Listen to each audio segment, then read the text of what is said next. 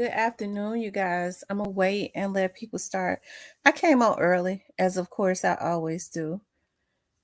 I decided to get on for a few minutes before I get back out. Hey, the angel, the real boss, the black Barbie.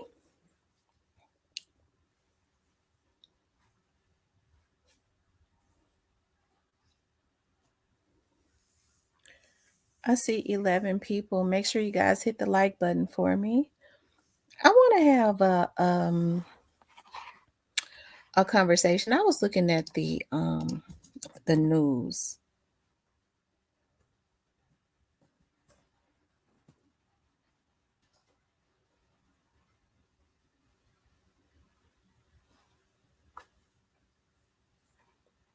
Okay. I want to have an unadulterated conversation. Let's see. Switch B, new to you, conscious soul, Kawana, Rhonda.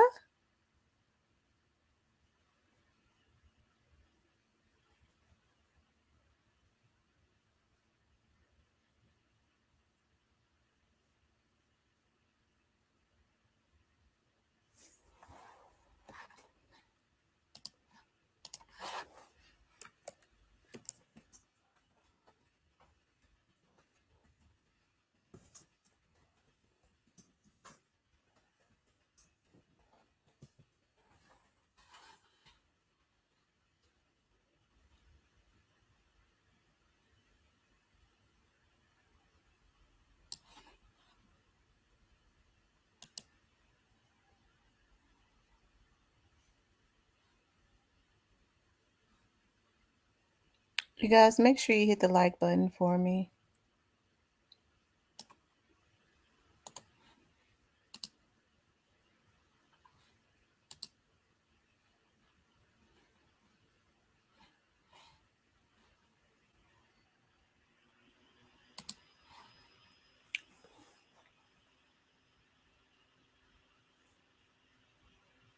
Hey, Cake Been Baked. Um, Letitia. We're gonna give some more people the opportunity to come in. I think, like I said, I want to have an unadulterated conversation, and it's just because of what I've been paying attention to in the news. Um, as it relates to couples, you know, there's a lot of instability that's going on as it relates to DV, right? And we're starting to see now, of course, we know that when we think about DV, we think about, men, right? Which the numbers are higher, have always been with men versus the women, right? But of course, there are a lot of cases now with women, right? Oftentimes, men don't report theirs, but of course, it's undeniable that we see more women being, hurt, and but either way is hey, Edith, either way, it's messed up. And I was looking at something in the news that just kind of shook my soul of a young lady who was taken out last night. Um, she had three children, and her and her boyfriend, hey Leo, her and her boyfriend had gotten into it. And her and her boyfriend got into it, and um he shot her. Now, the news is saying that ultimately when he reported it, he said that it was even her children was in the house. She had a 17-year-old, and she had, I forget the ages of the other two, but they were way younger. um I think one of her kids, or the other two, may not have been double digits, and when I say double digits, I mean under 10. And he ultimately, when he called the police, he was, stabbed in the hand. And he said that some people had broken into their home, and tried to rob him and then stabbed him in the hand and then hit her, unaliving her as they were going out. And so Memphis PD said that once they started investigating, his story started changing quite a bit. And then he ultimately admitted, and this happened last night, so it didn't take them long, um, to break him down. But the thing of the matter is, these are children. Because her neighbor said that she had decorated for Christmas. She did hair out of her house. That's how she made her money. Her children, a day or two before Christmas, when they're supposed to be getting ready to celebrate Christmas, with their mom, her boyfriend, who they didn't say that he was the kid's father, they said he was just her boyfriend. He take her out. Now, they said when they broke him down, he ultimately said that I wish I could pull it up. He ultimately said that that she stabbed him in the hand, but hey, that's questionable, because what he probably did was, in order to try to make it look like a robbery or something like that, he probably stabbed himself in the hand, right? Because one thing about it, not unless somebody come into your house and the beef is with um the man is the immediate threat. So most robbers, what they try to do is subdue or eliminate the immediate threat, which would be the stronger threat, and that would be the man. They wouldn't stab him and take her out. That's crazy. They would have took him down first, because he would have been, in their minds, the stronger threat, right? So I'm sure that's the reason why the police did that.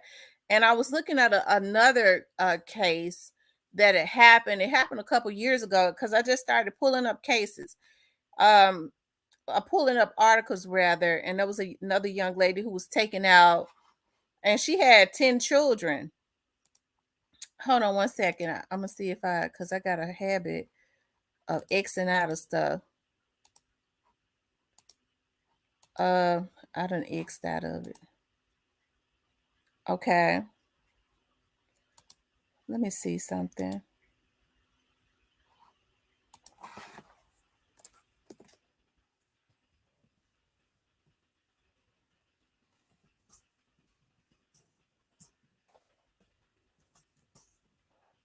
Hold on, guys.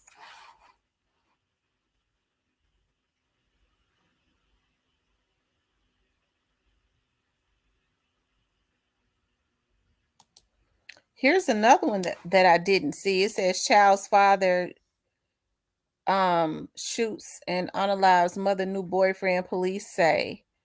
A woman's ex-boyfriend was charged with the unaliving after shooting and taking out her new boyfriend, according to the Memphis Police Department. MPD said the deadly shooting happened around 7.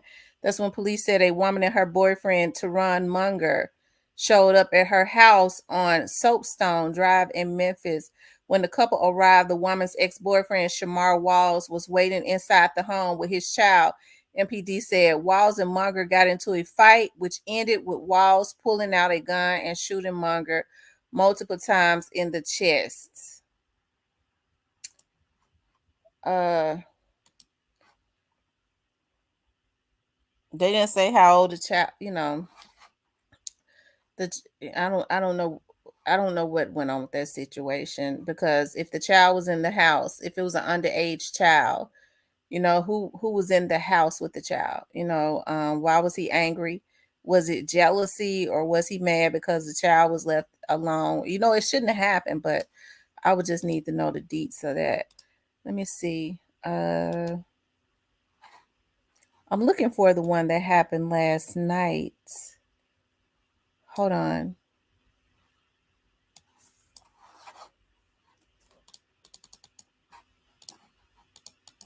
Hold on, you guys.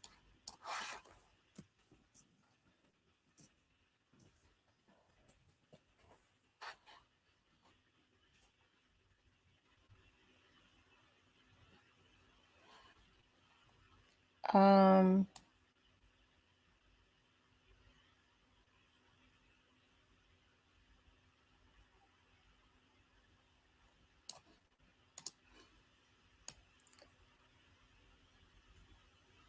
I don't know why I can't find it.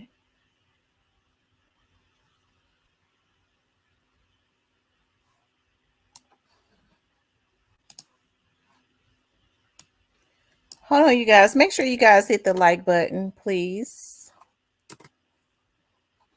I'm trying to, because I was just looking at it where the neighbor said that they was extremely hurt because the young lady had just decorated,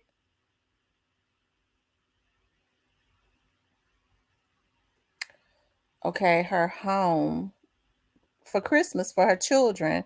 She had all minors.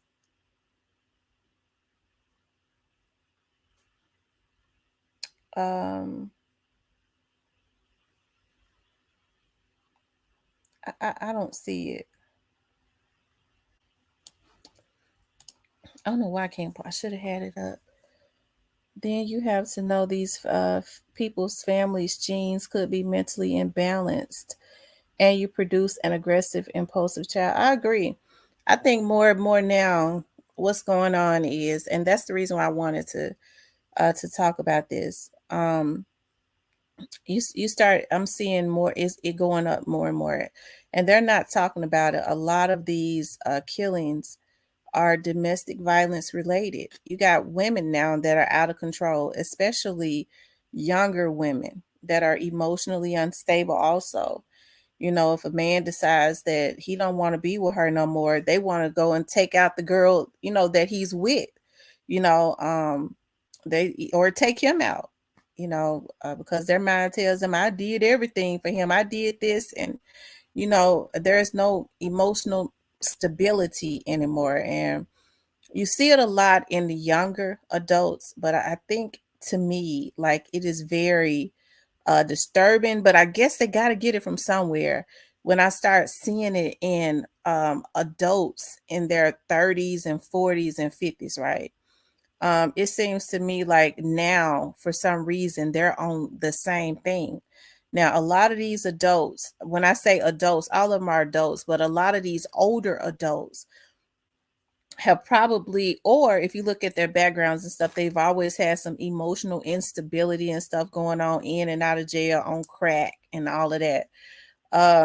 But it seems to me that a lot of them now are on the same things that they're on the same things that the younger people are on. For some reason, people are not trying to control themselves anymore. I don't know. We blame the drugs, but even when folks was on crack and stuff, and a lot of these people, a lot of these older people, like in their late 30s, like 40s and 50s, they've been on crack. They've been on crack their whole lives. And so even in the 90s and stuff, when they was on crack, they knew not to do a lot of this stuff that they're doing now. That's what I'm saying. Like people are really messed up, and it ain't got nothing to do. I think we put a lot of it on the drugs when it's a choice. Because even when you're on drugs, you know what not to do. And so I think it's got a lot to do now with people just being evil. Not necessarily the drugs, but folks being evil, because you see folks on fentanyl and you see people on meth, and a lot of them know what not to do. They're not doing a lot of the stuff that we're seeing a lot of these troubled, people do, right? They said this new drugs out now. It's the new BS they introducing, like Flocka. I think it's sad though, that DV is gone up, and people are just being taken out. Man, that B thinks you're gonna leave me. I'm a take out. And I mean, and that's what they're doing, right? So that's what led me to this topic. Are there any more good men or good women, or is it just better to be single? I know that there are some good people out there, but even the good people, especially if they got something going for themselves, hey, even if they ain't got nothing going for themselves, they might still have a sane mind. Just because a person ain't got nothing going for themselves, they mind their own business, they ain't bothering nobody, they still deserve to live, right? But it seems like now, because you, like you said, you don't ever know what a person is on. I think I did a story about this guy. I did do a story about this guy who took out his girlfriend, right? She was in college, she had graduated, she was getting her career going, and he said we was having a good life. And her mother, he said, I was with her all while she was through college, but now he was living in her house. And then her mama started talking about, you got your degree now. What he gonna do? What he on? And she thought she was just gonna leave me and go be happy and live her life. And so he said he was gonna he got so mad because she wanted to break up. He was gonna take the dog in the room and set her dog, who she loves very much, because it was dope. They were like in their 20s. He snapped and set the dog on fire. And she said, no, whatever you're going to do to the dog, do to me. He said, that's exactly what I did. I shot her in the head. That's exactly what I did. He said, before that, we ain't never had no problems. And, then he turned around and called her mama over there, and the mama pulled up. And you could tell, even when he was doing the interview in jail, that he was like, her mama pulled up. Her mama wouldn't even come in to see if she was okay or nothing. What he did was got her phone and tricked her mother over there, and her mama wouldn't even come in. You could tell, even in jail, after he killed his cousin. He held his cousin girlfriend, the kids hostage. He said, I treated his girl like my girl. I told her, if you do anything, I'm gonna take you out. And he said that but you could tell while he was doing the interview, right? That he was mad that his girlfriend, who was trying to leave him initially, and she had some real inspirational stuff. I started looking at her Facebook page. I mean, she would have been a good coach, as far as motivational coach, because that's what she was getting into. And I guess she couldn't motivate him. And he's mad at her mama because her mama said, you got a lot going for yourself. What is he going to do with his life? And she started acting funny and thinking she going to leave me after I was with her while she was going through college. But nigga, you was living in her house. Okay. I guess he felt like, when she was going through college, I was with her. She get out of college, get her degree, start getting into motivational speaking and coaching. Being a motivational coach and all of that. She thinks she's gonna leave me, and he took her out. So I said that to say this, and he had no remorse. He said, the only thing I want them to do is I want to get the death penalty. That's what he said. My girl gone. I done killed her. The dog gone. He took his blood cousin out. He took out his adopted father. He said, I want to go. Whereas if he had did that to himself, he was that miserable. What he should have did was did that to himself, and before he did that to everybody else, and all of this, all these issues would not that these people are having would have been obsolete. And that's what I'm talking about. People are so miserable. Hey, and I equate this to some of the people that I see on YouTube, especially when you know their backgrounds, right? They have a history of killing women, strangling them to death, and until it takes a lot to put your hand around a woman neck, right, who does not have as much strength as a man, and strangle her. It takes about how many minutes does it take for a woman to stop breathing when you got your hand around her neck, strangling her, right? And strangle a woman, and I'm talking about older dudes. Okay, until the lady not breathing anymore and dies because you're that angry, right? And that's the reason why I say, somebody was saying you have to pray, right? You have to pray, but at the same time, so Paula, that's not true. You can't live your life in fear, Queen. Right, because there are some good people out there. It's good people out there. But I guess, is it that people don't know that, you got to know the signs? But then here this man talking about, that I was just talking about. He said that they never had any arguments. They had been together for 2 years, and he thought that they was happy. She was going through college, and she was helping him to start a business. And her mama started interfering, saying, "You got your degree now. What is he gonna do with his life?" And it made her started thinking. Evidently, she had an epiphany because he was living up in her house, driving her stuff. And so, rather than let her go on with her life, because he wanted to take out anyways, because anybody knows, ain't you're not gonna let somebody. People love their animals.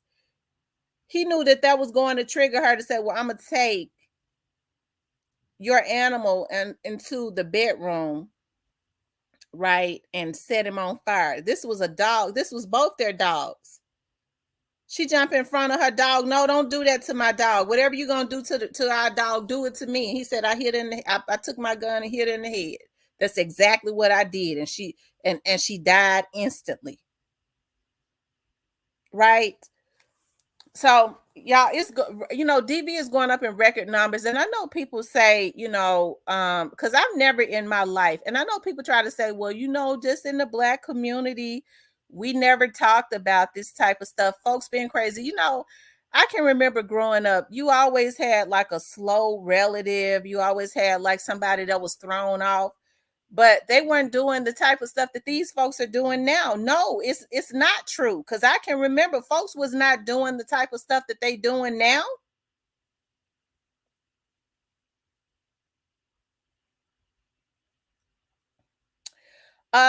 Get you a provider and a protector. That's what my father told me. Get you a provider and a protector that's going to treat you right and care about you. And that's the exact same thing that I tell my daughters. Get you a provider and a protector that's going to care about you. Because when you got a provider and a protector that cares about you, you don't have to worry about anything else. They go, "Well, what if he's emotionally abusive?" That's where that cares about you come in, because when they care about you, they're not going to be emotionally abusive. They're not going to be verbally abusive. You can't have one and not the other. Well, he's a provider, yeah, but he beating the shit out you. He calling you all kinds of bitches and hoes. That's emotional and verbal abuse. That's just as bad, okay, as physical abuse. Let me tell you something. I never heard my dad cuss until maybe in my 30s. Never. And they said that he would. They say he cussed, but I never heard it until I was in my 30s. And even then, I didn't never hear my dad calling women out of their names. Never. I ain't never in my life ever heard my father call a woman out of her name, ever. And that's the reason why I can't take to no men, especially if I'm dating a man and he gets so emotionally imbalanced that he gonna call me B's and H's. That's it. No, I don't want you. Because my mama taught me the worst thing that a man can do is lay down with you and then get up and call you out your name. Okay? I dated a guy, one of my ex-boyfriends did that to me. "You stupid bitch." I hate a man that's emotionally unstable. And then turn around and wanted to call and make up. I didn't have anything for him no more. "No, we can't make up. I don't like you no more. Fuck you." Okay? Because once I lose respect for you, it's best if we don't communicate. Because once I lose respect for you, that's it. I don't like men that I don't even want to respect. It's some men that you don't even want to respect because they too pathetic. And I can't have men around me that I don't even want to respect because he's just too pathetic. It's anything you could do, woman, I'm gone. And I see men, I see men like that all the time. Woman, I'm gone. Before we say something we gonna regret, before you trigger me, I'm gone. He know how to restrain himself. That's a real man. And so that's why if I have friends, because I don't believe in coming in between nobody's relationship.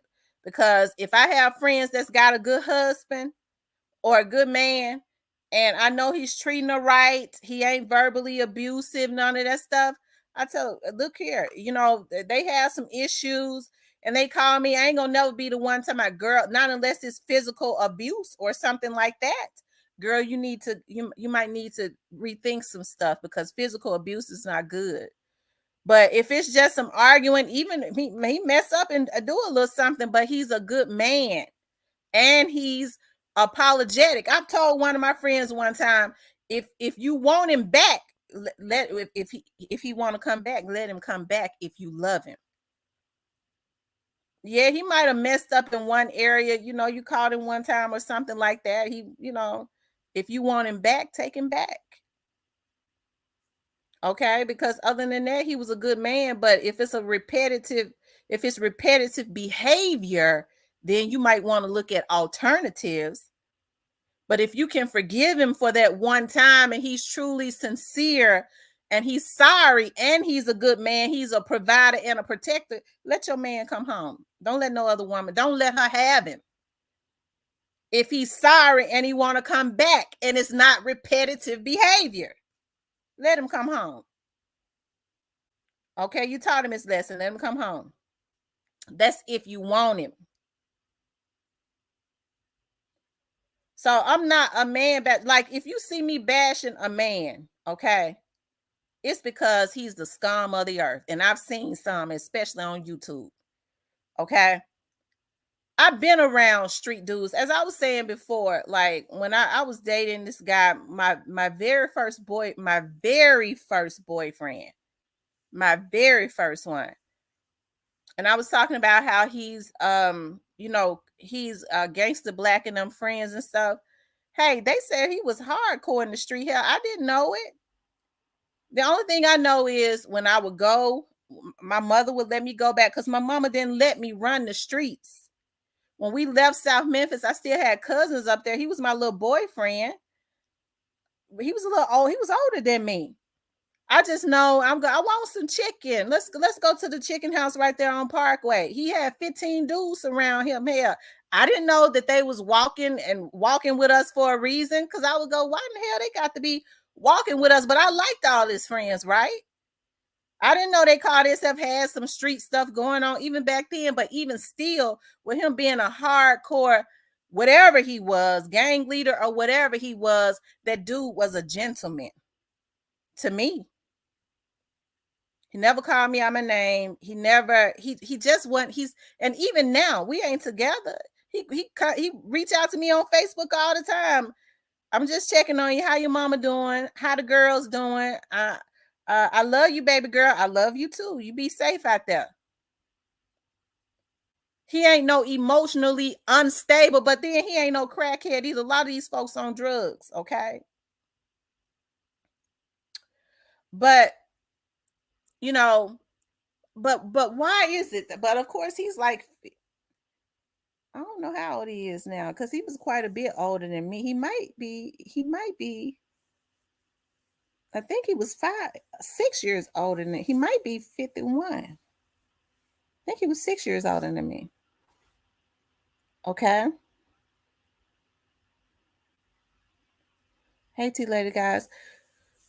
But y'all, are there any, like, is it safer to just be single? And I know people say all the time, and I'm just talking about, is it safer? I'm not saying that people are meant to be single, because I'm gonna tell y'all something. I don't believe that. I don't believe that people, I believe in God, okay? And I just don't believe that people are really, that God put somebody on this earth, just to go through life by themselves. I don't believe that. Right? Nobody should be single. God didn't set it up that way. I don't think so either, Dion. I don't believe that God set it up that way. But I don't believe that God set it up for women to be abused and stuff like that.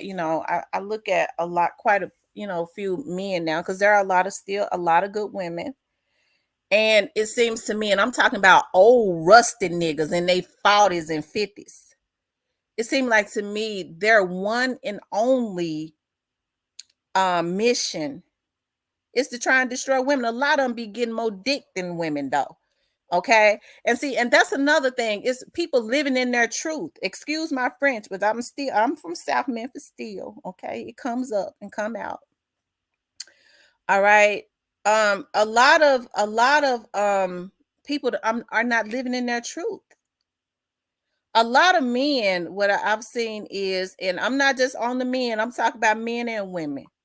But as a being a woman, what I have seen, okay, is quite a few men are, and it's a lot of them now. They are too afraid to come out and admit to who they truly are.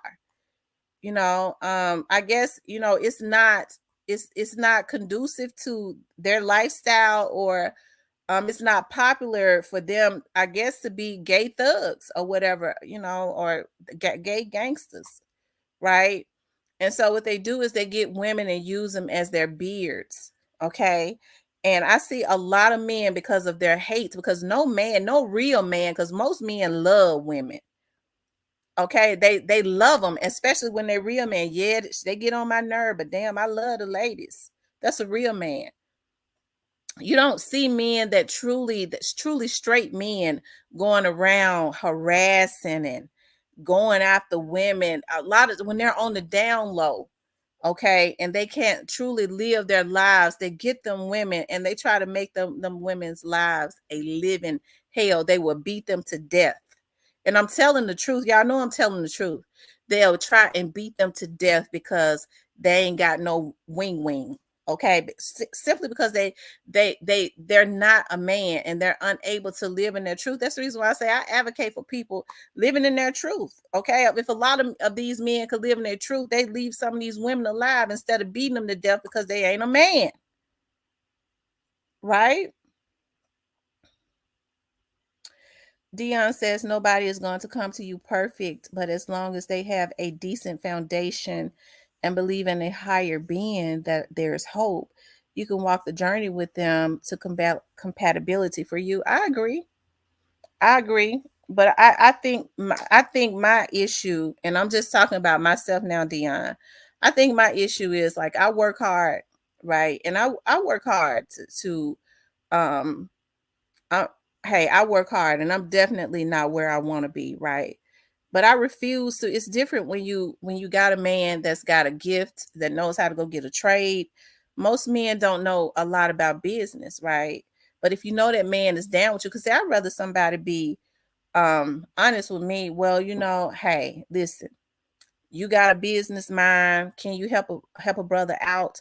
If I ain't got the money to help you on the front end, if you can help me with this, and I ain't talking about financially, because it takes more than finances to make something pop off as far as business. You got to know the damn business.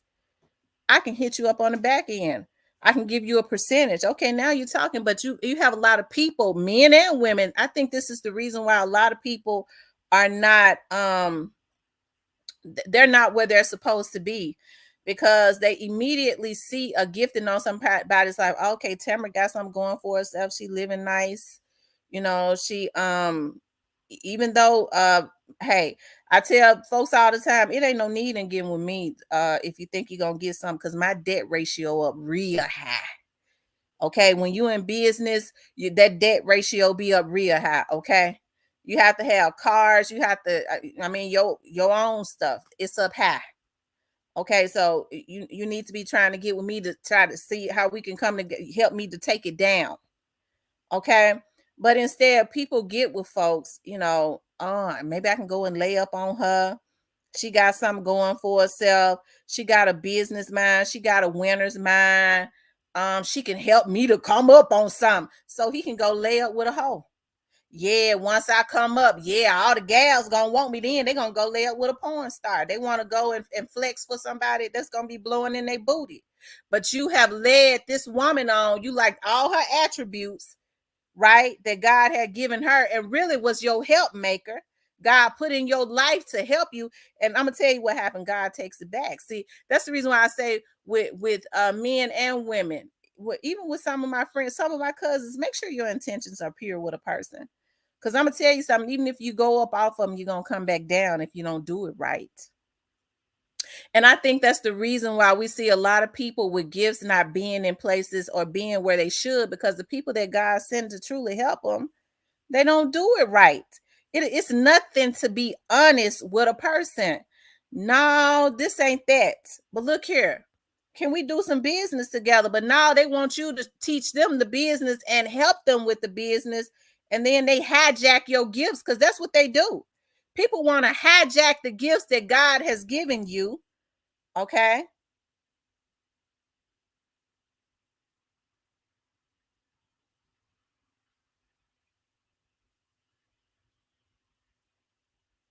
Okay. He said it's a target on you. You be talking about all the stuff you have going on in your respected family. Them fall from grace type guys are scheming on how to get Tamara. I see and hear it. Be careful.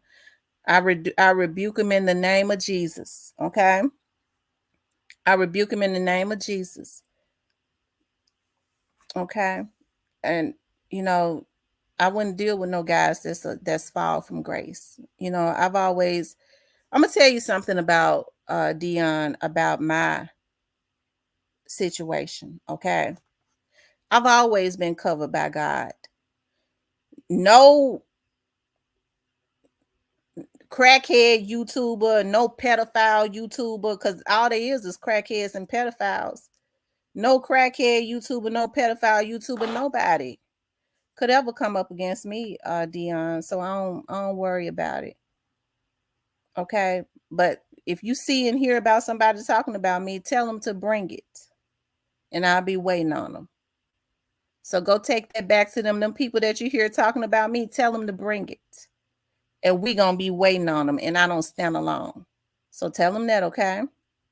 Tell them instead of being jealous of me, take the dick out their booty and live in their truth and build something with a man if it's a man, because no real man is gonna be plotting on no woman. He got to be a dick sucking, dick in the booty bitch. Okay. Oh, okay. I thought you was talking about, because see, you don't know the issues that I've had, Dion, on YouTube. So y'all have to make yourselves clear when y'all say stuff like that, because see, I goes in, okay? But I don't take care of no men, Dion. If he don't have nothing going for himself, I normally don't have anything for him. Other than motivation. Keep pushing, brother. I'm rooting for you. Okay. That's what I got for him. New to you says, Gristle, that's one of the major problems, intimidation 101. Right. And then that's another thing. I think people should be taught, you guys. I think what should happen is people should be taught. Folks are not right, dear. Folks are not being taught. Okay. Like I said, it's a lot of emotional instability. People don't know how to handle rejection. So if a person don't want you, they're not gonna want you. And I think now people think that they can buy somebody's love, that they go and do everything. And the thing about it is, if they don't want you, they still ain't gonna want you after you spend every dime on them. They still not gonna want you. A person knows when they meet you, rather they can fall in love with you or not. Okay. Or if rather as men and women, when I meet a guy, I know if that's somebody that I would want to lay with. Oh, okay, if I don't feel it in the beginning, I already know that ain't even nobody I'm sexually attracted to. But like I said, people are caught up in a lot of bad karma because they're trying to come up off of using folks. They trying to come up off of using folks, and it's that karma ain't nothing nice. Okay. But you're seeing more and more, and these folks are in their 20s, 20s and early 30s. Somebody say, well, I don't want to be with you no more. Yeah, but I've been with him for 15 years. I'm going to kill that nigga. All I did for him. And they do it. The women, the girls are doing it too, y'all. But then when a man is not in a certain tax bracket, y'all talk down on him or cheat on him. You know what? Gristle, I'm not a cheater. I cheated one time, but I cheated back and it didn't work out. It went awry. Um,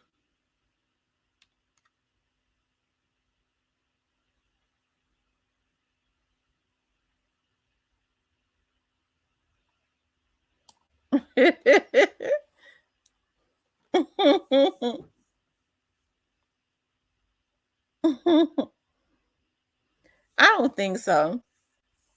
Um, Gristle Hardaway, a lot of women don't talk down on men. I can't understand. I mean, I cheated. I cheated back. I cheated back on him. He cheated on me. I cheated back on him. That was my first and last time ever doing that. You have to try something. I mean, at least I tried it. It didn't work out. And I was nervous. And listen, because I don't do stuff like that, I was nervous when I was doing it. I remember, I mean, it's been years ago. Like, I mean, probably, I know it's been 20, it's been years and years ago, about 20 years ago. I remember the like when I started talking to the guy, he initially was cool. He understood that I had somebody and he had somebody, right?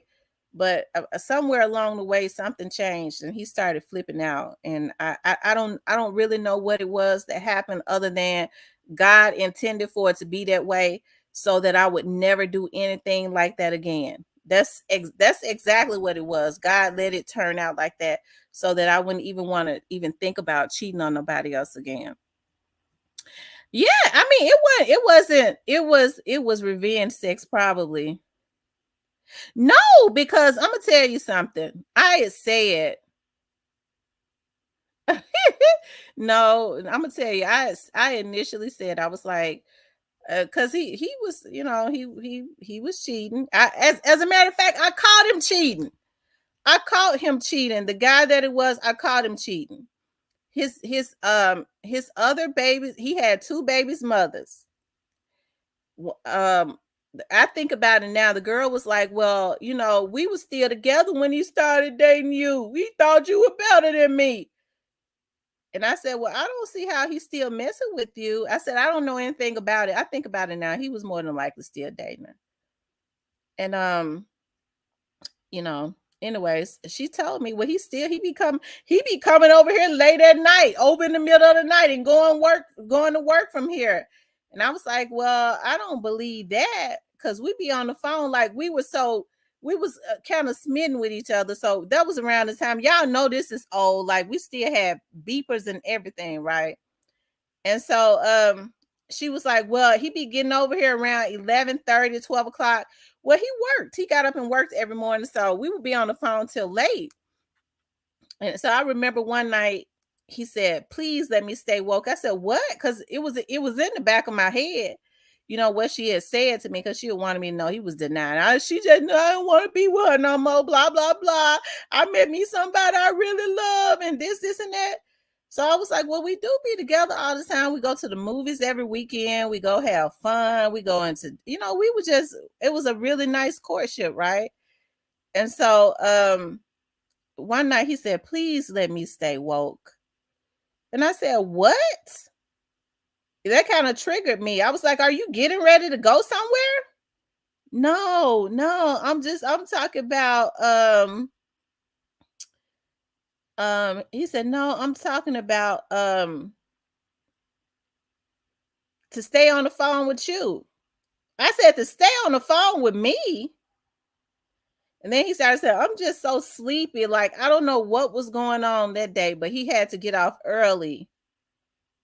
Um, he had to get off early around 8 o'clock. And so that was kind of alarming to me. I was like, he's never gone to bed at no 8 or 9 o'clock. We always talk until like 10:30, 11 o'clock, something like that.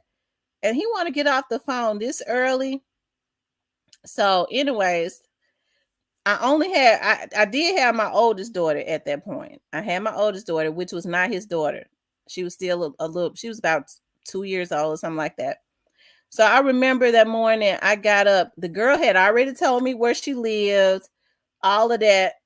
She was like, if you don't believe that he be coming spending the night still messing around with me, we got a son together. He gonna always mess with me. Hey, D-Ma, come by my house. I said, I'm not coming by your house.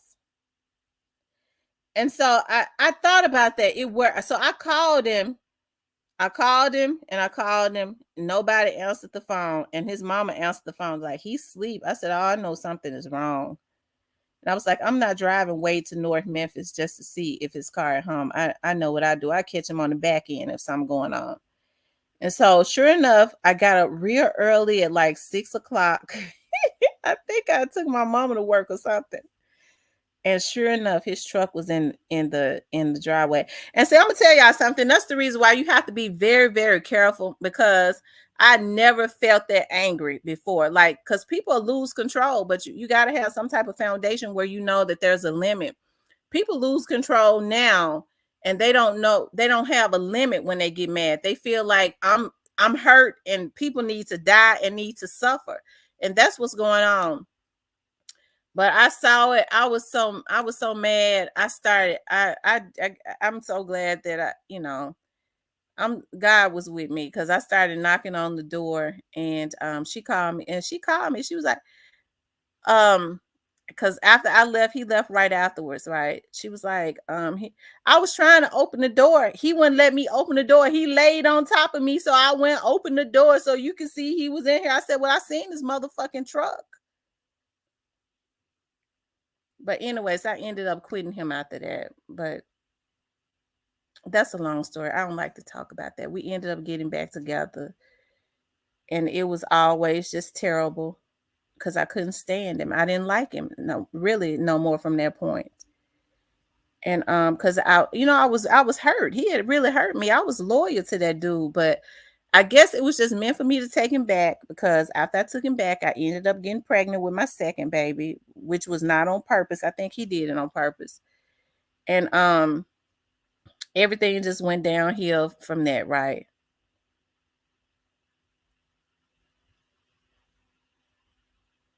I didn't get pregnant immediately, as a matter of fact. I didn't get pregnant immediately.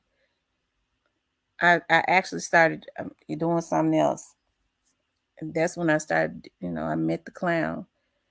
Um, Not me. I'm not gonna give life to the penitentiary behind no female. Right. You shouldn't give the life to the penitentiary behind nobody. That ain't no threat to your person. That's that aggression that the people your live is about be having. They just go too far.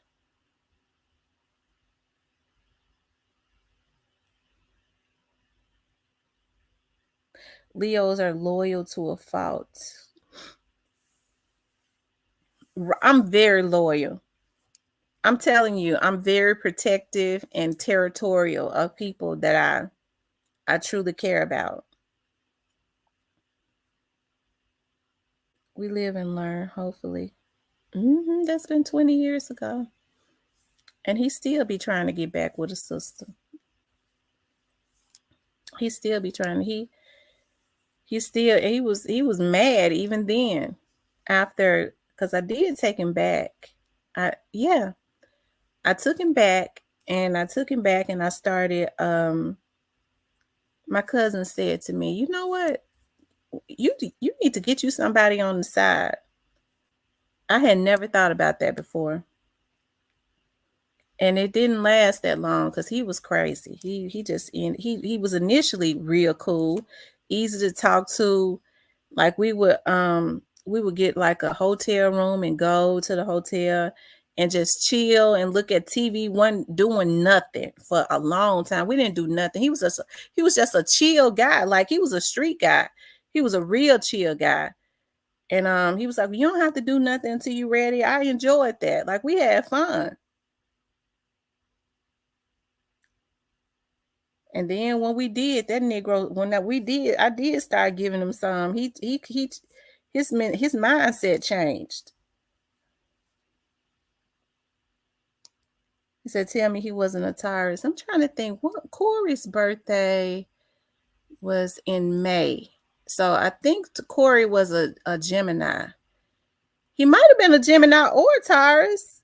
His birthday was at the beginning of May, if my memory serves me correctly. So, what are the beginning of May? Is that Aries or is that Taurus?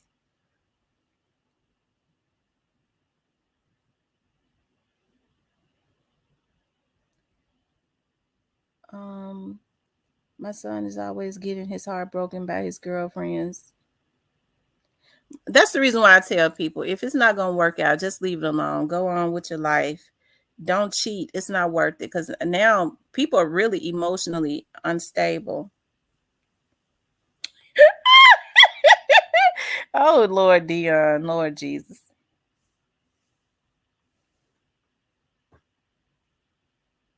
April 20th till May 20th is Taurus. Oh, okay. Shout out to D Cat Daddy.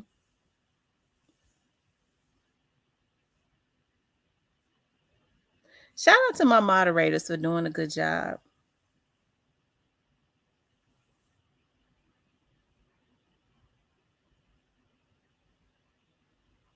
But what I'm saying now, like the dynamics is different now. People are just unstable now. They feel like if I, the trend now is, and I remember they said that started down in Shreveport, Louisiana, that the dudes would say, if you stay out all night, your nigga gonna kill you.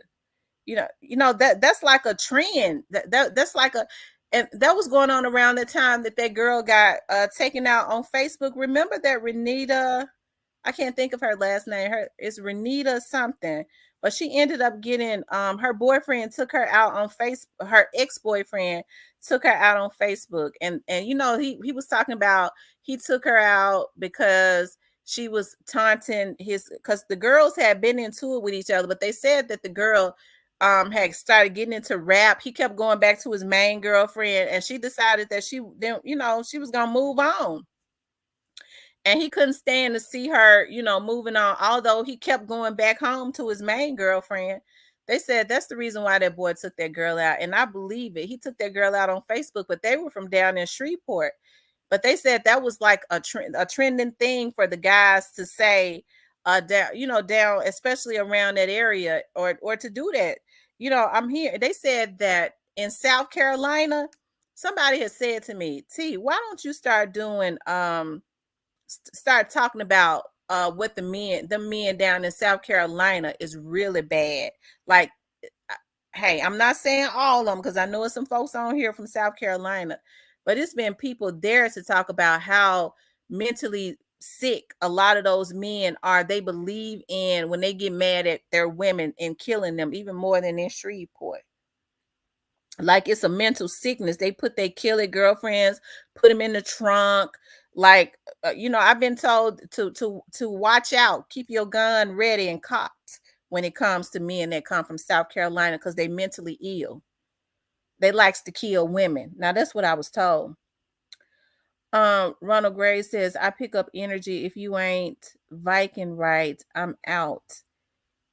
People think they own people and can't take it when a relationship is over. They want to delete people for leaving. That's absolutely right. The investigation channel did a show on her story. Right. Wasn't that sad? I saw the video, y'all. I think they've completely taken it off of. I'm gonna see if I can find it. I'm gonna take it off before he do it, but it's not showing all of it anyways. Um, But they said that boy was really mad because that girl wasn't letting him use her no more. She was messing with his girlfriend, but the girlfriend was messing with her. Her name was Renita Williams. And she had 3 or 4 children.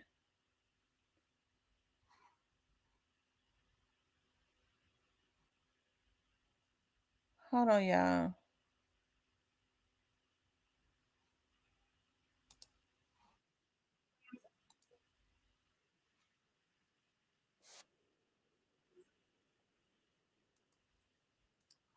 Hold on, y'all. I want to show y'all this.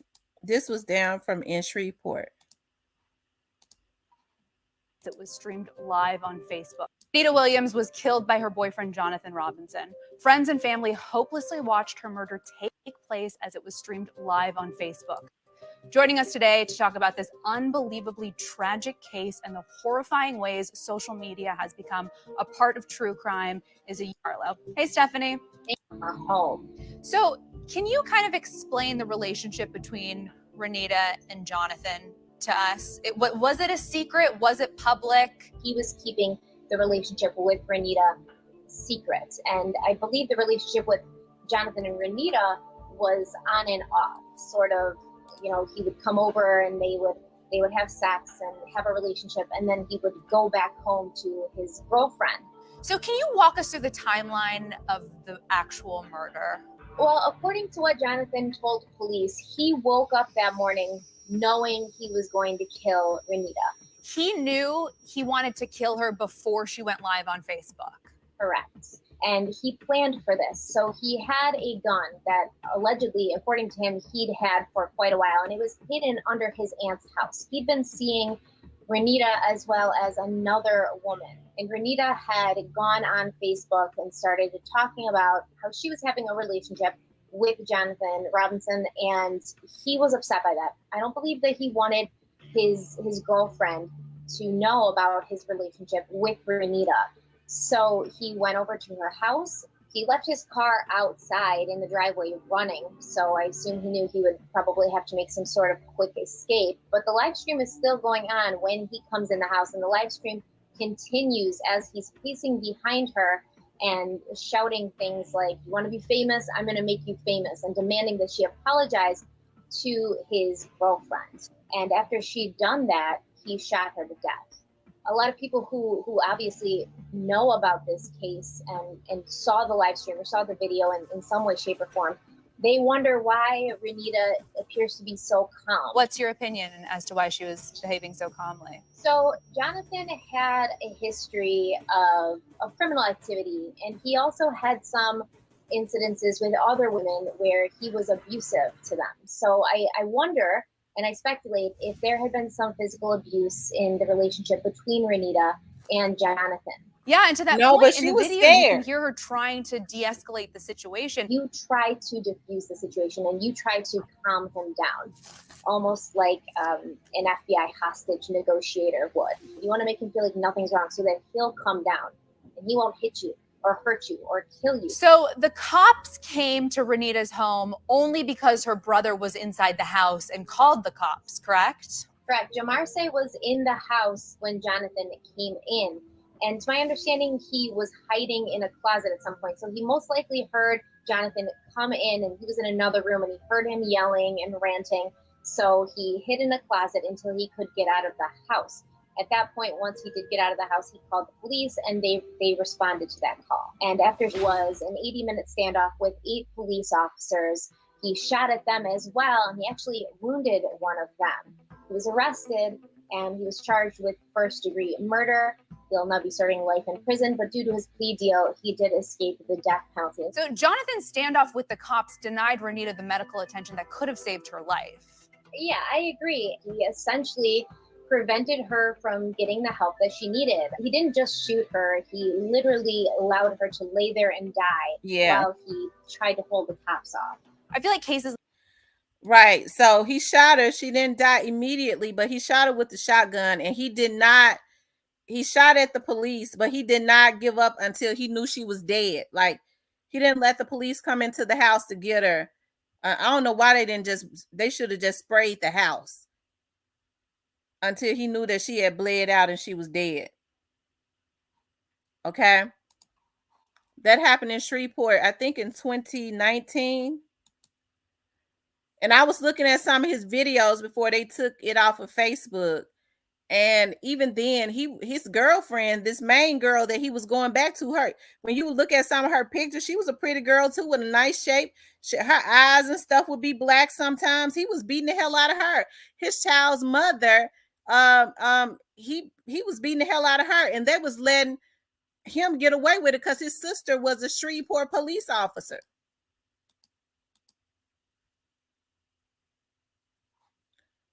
Hold on, y'all.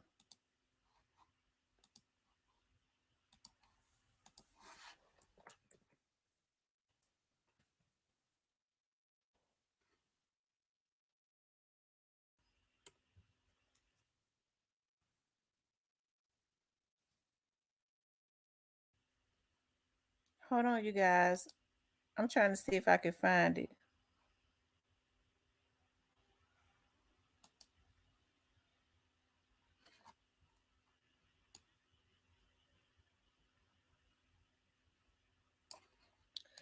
They tried to say that she was calm. She wasn't calm. Look at her face. She was scared. He made her get on there and apologize, but he said he knew he was going to take her out. Look at her face, y'all. She was scared. They tried to say she was calm. That girl was scared, and you could tell she was scared because he told her get on Facebook and apologize to his main chick or whatever. And she got on there and apologized, and she was stuttering. So she was scared.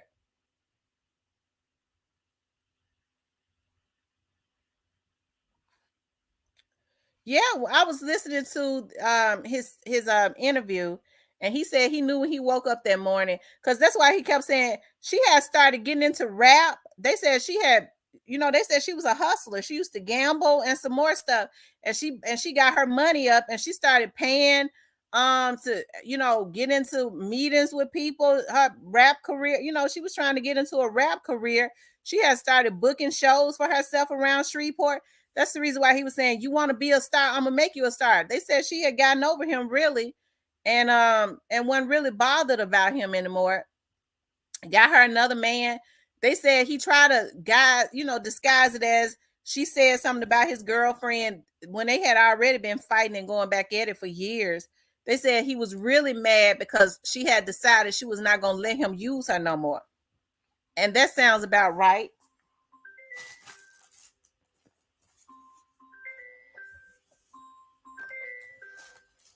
Hold on, y'all.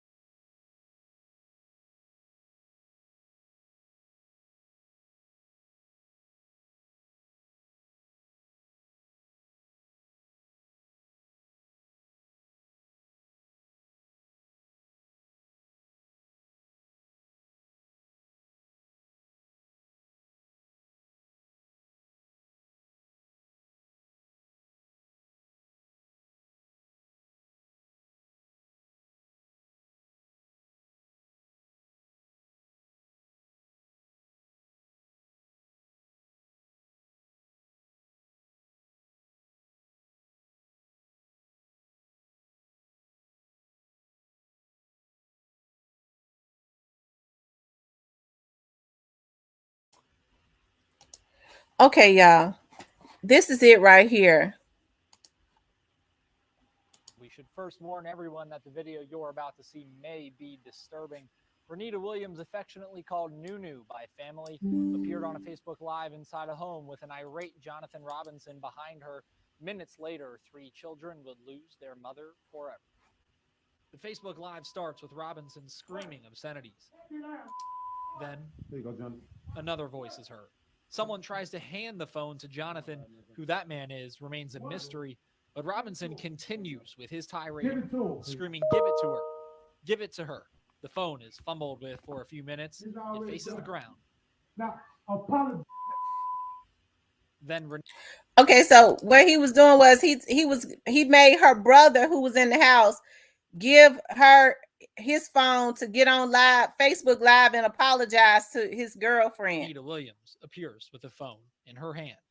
A few minutes pass. Robinson reappears over Nunu's shoulder. About the police right now? Nah. Tell you, I don't give a about no police, you heard? Ranting about the police, presumably on their way to the house at that point. Pull up right now. Pull up. Then Robinson opens the door and spots a possible police car outside. Nunu continues her Facebook Live, while another voice is heard faintly through the phone, sounding panicked. Robinson continues to lose his cool. Want to be famous? I'm gonna make you famous. I'm gonna make you famous. Robinson keeps pacing. The door is heard creaking. Everybody want to be famous? Let's be famous today. Jonathan walks behind Nunu, appears to grab something, and then 4 shots, then a 5th, and even a 6th, fired out the door, likely towards police who had the house surrounded. After Robinson fired that 6th shot, he returned inside. Nunu drops the phone and moves out of the frame just before he fires in her direction. The rest of the video we did decide not to show for Right. obvious reasons, John. Yeah, that's so sad. And so that's what I'm talking about. Yeah, that's what I'm talking about. Now he was like 34, but he had a history of violating women, right? You have to watch them when they have a history of violating people, right? And he killed her. She had 3 or 4 children. It's sad. It is. It's sad. And she was 27 years old. And like I said, he made her get on Facebook and go live. She used her brother. That's what her brother. She was blocked. She was blocked on Facebook. You know, because him and his girlfriend, his girlfriend had gotten into it, and so she reported her, and so she couldn't get on Facebook to go live, so she had to use her brother's phone. So he want to make folks think I did that for my girlfriend because she was losing her mind. She been to the mental institution a couple times, and I said I'm gonna protect you. If he was protecting her, why was he going back and forth between them all those years? He was mad because that girl, her friend, said that she had told him she wasn't gonna let him use her no more. He couldn't come and hit and run. And so, like I said, we see a lot of this now. Like it's more prevalent. People getting on Facebook, they so emotionally unstable. So you think you something. This girl was getting into the rap industry. That's why he said, "You want to be famous? I'm gonna make you famous." So that goes to show right there. He was jealous of her moving on and doing good for herself.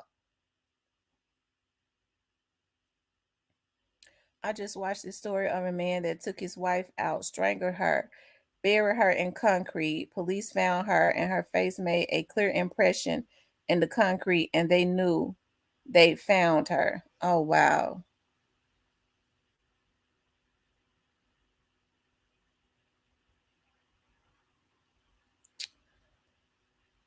Lord have mercy.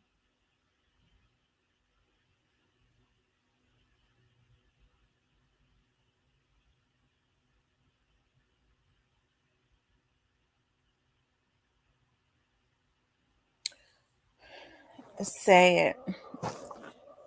Every time I look at that story, it bothers me a lot. It do. It still bothers me because that's the mentality of a lot of emotionally unstable people now. It is. That's the mentality. That's the reason why I always say, are there any good men or women? Because you got women that lose their minds too, and and do crazy stuff too.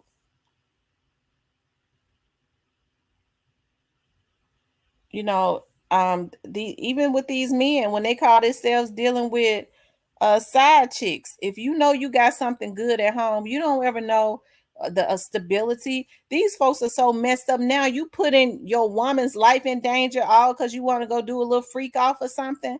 Her mind might tell her, if it wasn't for his wife or for his main chick, we could be together. I'm gonna get her out the way. This lady ain't even suspecting nothing. She getting out of her car one day. She's sitting over across the street. She just walk up to the lady or have some little dude in the neighborhood to go and take the lady out. So people got to think about stuff like this, especially with all of this mental illness. And I think a lot of this mental illness, I think it comes from these vaccinations and stuff. I know we ain't supposed to say that on here because I ain't never in my life seen people off of their rockers. But then I guess maybe not, because what's the excuse for these old niggas that's in their 40s and stuff? What's the excuse for them?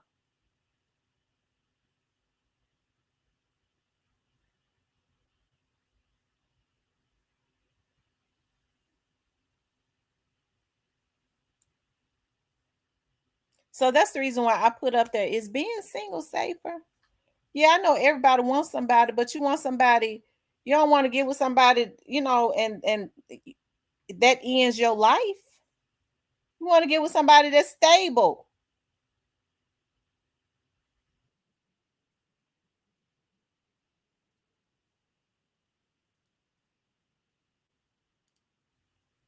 You want to get with somebody that's mentally stable.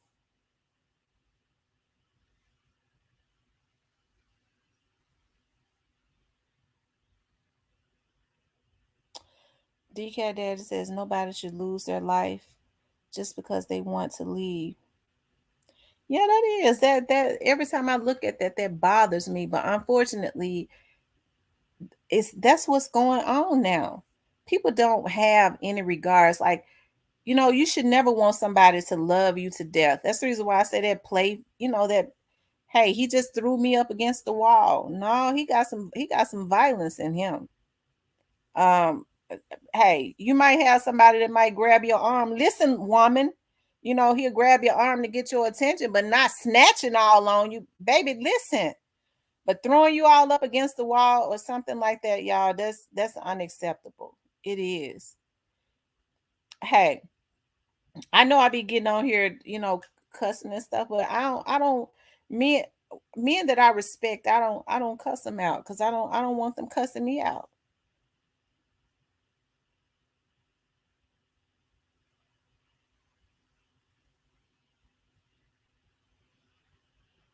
And so people don't have respect for each other anymore either. No respect for life.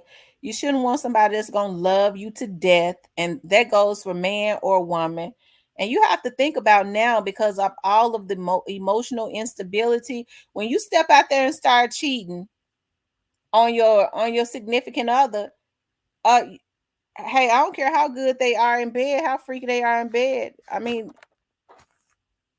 you got to worry about, you don't know what kind of mindset they got. You know, you putting your significant other's life in danger.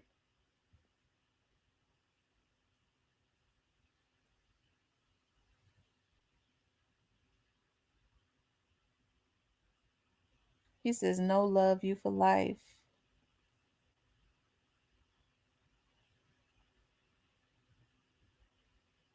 So that's the reason why I wanted to do a story on that. I hate that the young lady in Memphis lost her life last night. Um, to her 2 days before Christmas, 3 days. Her children are minors. They said she had decorated all around her home and stuff in South Memphis, doing hair over the stove, getting her coins.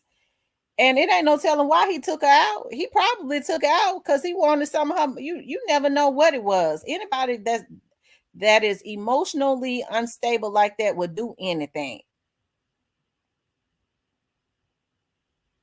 And that's the reason why I be saying to you shouldn't start stuff. Okay, it's one thing when you got somebody that's got a drive, that's got a hunger, they're loyal, and they have a talent, they got a trade. Okay, you can build something together because they say a man that don't work don't eat. I don't recommend women taking in dating men that don't work. He ain't getting no money because a man that's what the Bible said. A man that don't work don't eat and shouldn't get no coochie either. Shit. The excuses for them, they're getting away with doing it and no accountability. That's exactly what it is, Renee. That's what it is. They're getting away with doing they're getting away with doing it. People think they slick now. People think that they are slicker now than even the police. I read this book and I'm gonna take my gal out and all we got to do is cut her fingers off and yeah, because I read that book, sick out of their damn minds. Sick. Anytime you got a bunch of damn drug addicts that think that they can get on YouTube and solve a case, this world is really jacked up. A case that they know nothing about. Now they could solve it if they could solve some of these cases if they was there. And hey, that's what's going on. A lot of these people that are involved, and that's the reason why I say YouTube gonna be looking at one of the biggest lawsuits that there ever was. A lot of these people that's out here taking folks out is getting on YouTube now to try and change the narrative and witness tamper and all of that. They know a lot about these cases because they was involved. Protection orders are a joke. It just makes the abuser angrier. I agree. and rejection makes them angrier. She thinks you're gonna put a protection order on me. I own her. You probably ain't even never. Some of these folks you ain't never met a day in your life, and that's the reason why I say the internet is a blessing and a curse, because we get on here and we fellowship with each other and stuff, and hey, we might even like each other as much as we can based on what we know just from behind a screen.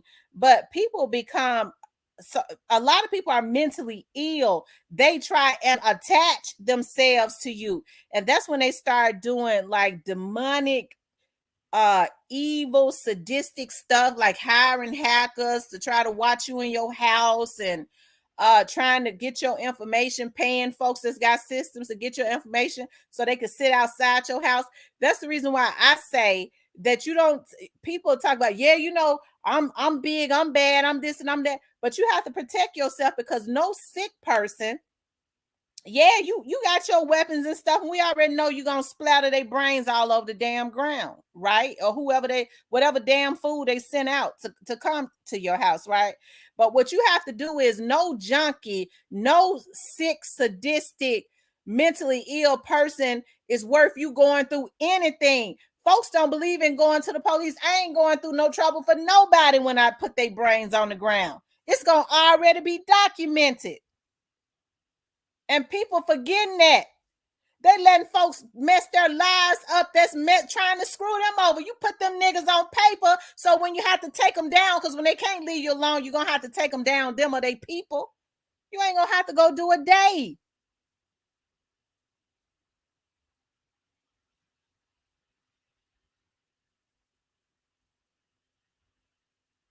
Cecilia says, hi, Paula. I lived it with my mother going through DV, and my father and my mother finally woke up when my mother almost lost her life in 1981, and God stepped in and saved my mother's life. A lady I used to work with at the sheriff's office talked about how, like back in like 1960 something, she always remembered her father would get drunk on the weekends and he would come in, and she said that her father was mentally ill, but her father would come in and he would always get his gun when he would come in drunk. He would come in and say to her mama, yeah, tonight, I'm gonna kill you tonight. And she said, so her mother would always run, and what would stop him, this how he wasn't that crazy. She would always pick up one of the babies or whatever that would make him put the gun down. And she said she would, as kids, her and her older siblings would run into the bedroom and stand in front of their mother too. And she said this particular night, and I think it messed with her. She said, I don't know why we didn't get up out the bed. And she's a lot older than me. She said, I don't know why we didn't get up out the bed. I don't know why. But my daddy came in and said, yeah, tonight, I'm going to get you tonight. And she said, normally we get up. And she said, normally my mother would run into the room and pick up one of the, she had twin siblings, pick up one of the, and they were little babies. She said she didn't do that. And I don't know why we didn't get up out the bed and go stand in front of my mama. She said, and then we heard the gun go off. And then she said, the last thing I heard my mother say was, you shot me. And my dad said, I didn't shoot you, but I will shoot you. And then when the gun went off again, she said, I never heard my mother again.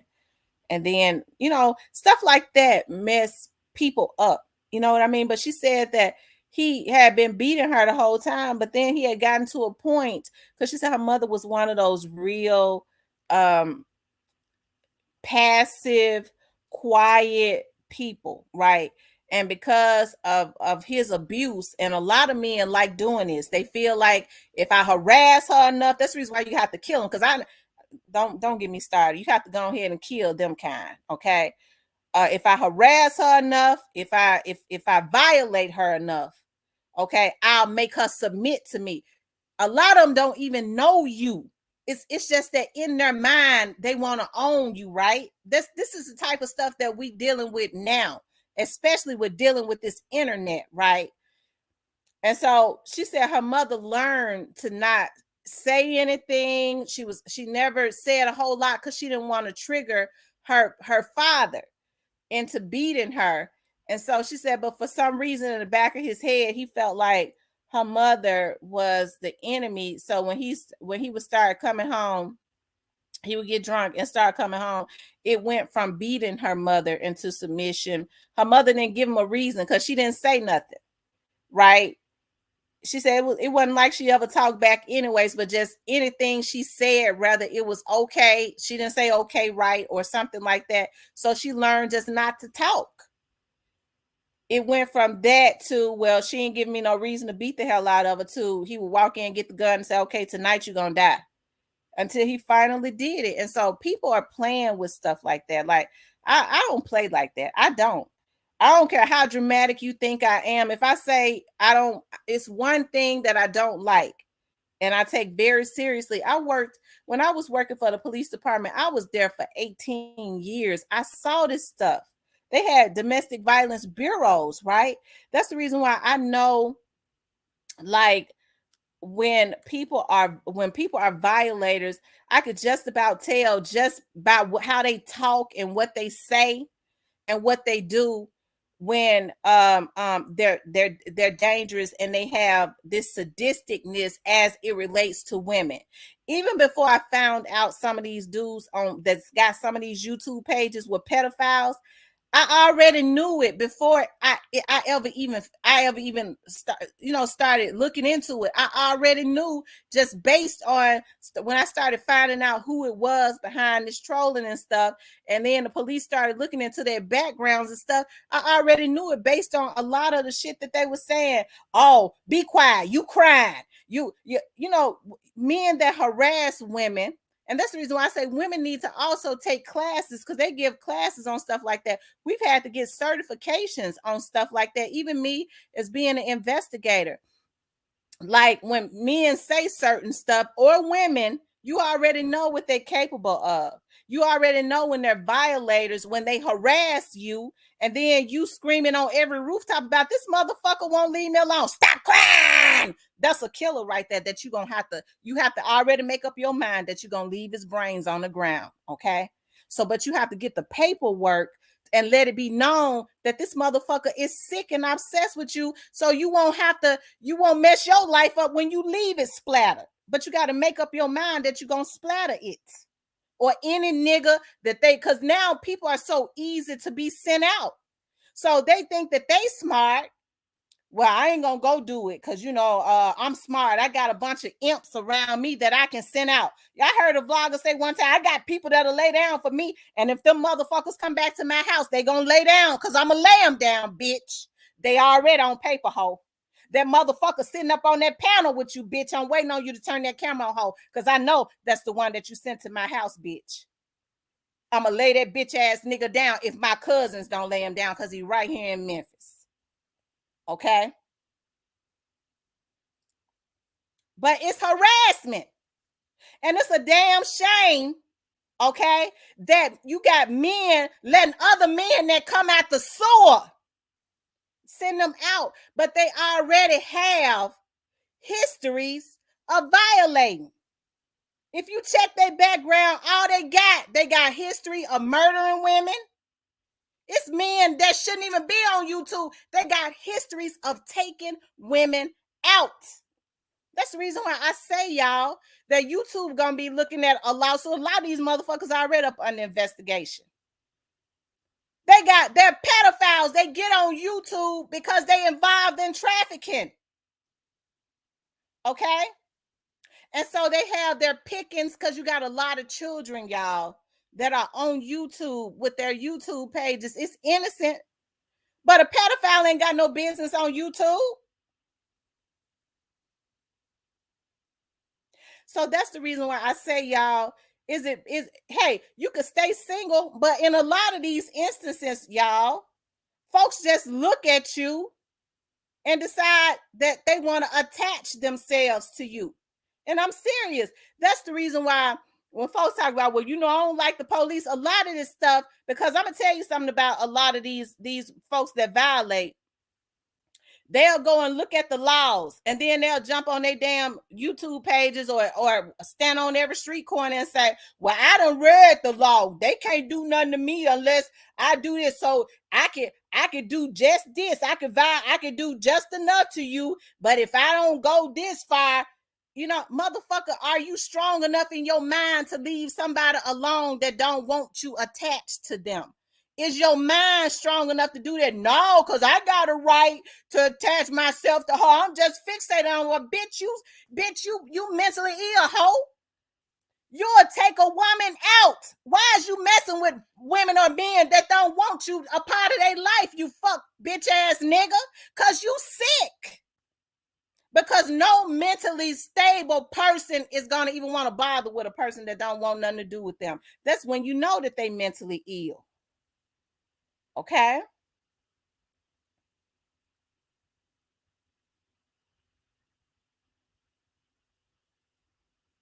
That's when you know that they're mentally ill.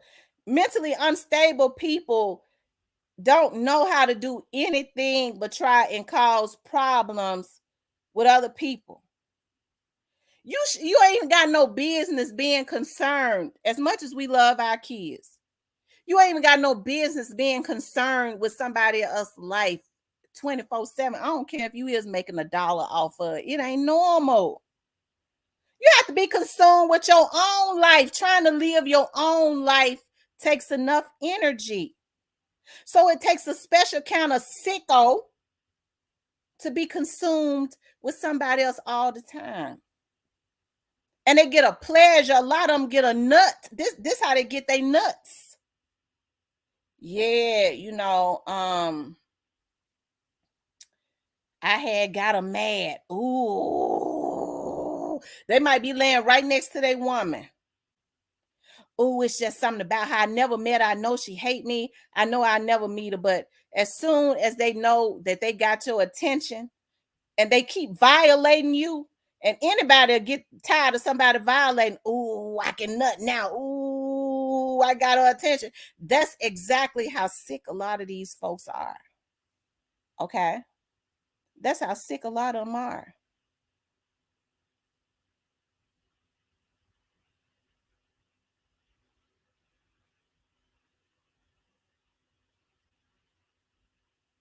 So is it better just being single? We're going to get back to that. It's something about seeing Renita, and I don't know, it just bothered me. It got me to thinking about like a lot of these violators, y'all. And I wonder, like, I mean, what's wrong with us as adults, y'all? Because, as adults, okay, we're supposed to be protectors of children, right? We're supposed to be protectors of children. But yet, okay, but yet we will egg. Y'all know I'm telling the truth. Ooh, I mean, just come everywhere in their damn hand.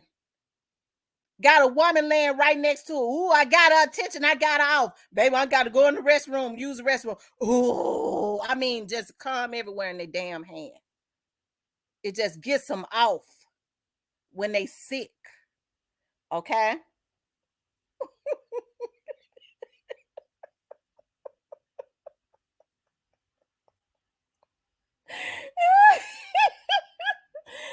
Oh my God. Y'all know I'm telling the truth on these people. Lord have mercy.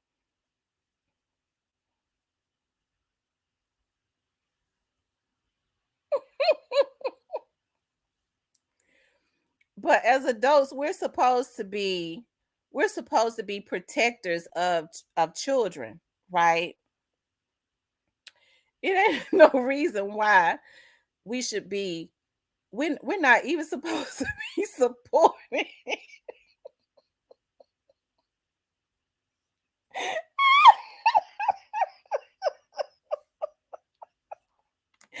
We're not even supposed to be supporting nobody that has a history of violations against children. We ain't even supposed to be supporting that. But I mean, you got people that get up and go to work every day that let folks that let folks send them out to violate. Some of these people came straight up out the sewer, and a lot of these other people are the ones with the resources, and they let them jeopardize their livelihoods. I don't understand it.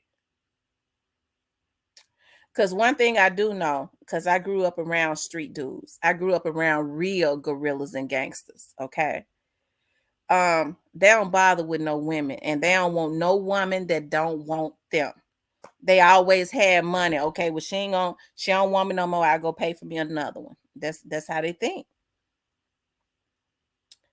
A friend of mine daughter showed him pictures of her face lumped up. She was in the process of moving in with her father.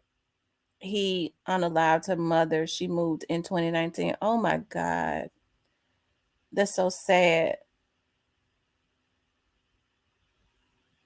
Laughing and kicking with a man. Frown at their woman. Stupid as hell. Yeah, those the real G's. That's what I grew up around. So they wouldn't ready to put their hand on no woman. They made their women respect. They knew to respect them. They was not going to tolerate no disrespect. And even if they did something and she was hollering and screaming because he was messing up or something like that, he wasn't gonna do nothing, get up and walk away. He gonna leave. He ain't gonna stand there like a sissy and argue and scream back with her. Don't no real men do that. Not even for no coins. Nah, man, that's too sissified for me. My end that I can't get down like that. You gonna have to give me another role. Okay. I don't know how they lay with they beat up wife, but they do it. They feel like if they beat their women and then say I'm sorry, that's how you know they sick with their woman eye swollen up and everything. They feel like I told her I was sorry. You hear some men say that I told her I was sorry, motherfucker. You just beat your woman up. I ain't never been able to stand no man that want to fight women. Yeah, we gonna get the fighting, and you don't have no real men around them to say, nigga, what? Yeah, I'm fed me and her. Oh, she running her mouth too much. Yeah, me and her. I'm getting ready. We get ready to get the jacket. Nigga, use a sissy. Cause men and women are built differently. I don't care how much strength she got. Men and women are built differently. Don't no man get the fighting with no woman.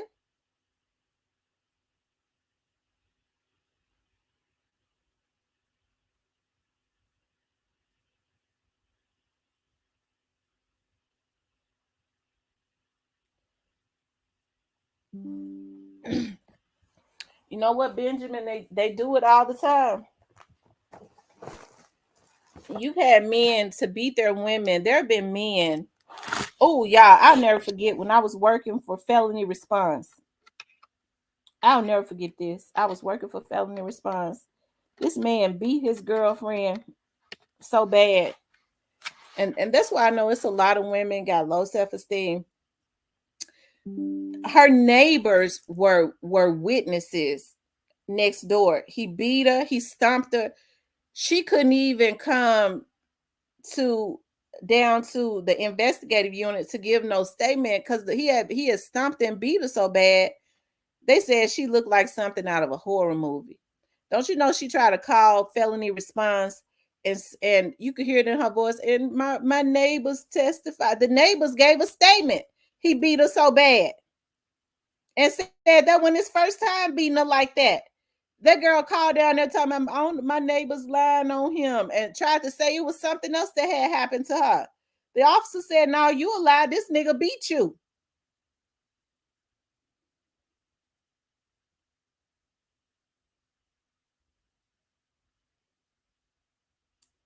My friend daughter showed him. They be proud of it, saying, "Yeah, I beat her." Yeah, it's a lot of men be proud to say that. It makes them feel macho to beat up their women or to beat up any woman. It make them feel macho to talk bad to women. They scared to talk bad to a man. You notice some men when they get mad, how they might be mad at another man, But they'll take their anger out on the woman. They'll find a woman to mess with. Another man been and said something. Let's just say a man got exposed. It's been 2-3 men to expose him. Okay. But then they'll try to take their anger out on their woman because they feel like that's safer. Then they get mad at the women for doing what's necessary to make sure they go to jail. She police, motherfucker. I told you I was police, bitch, when you was violating me, ho.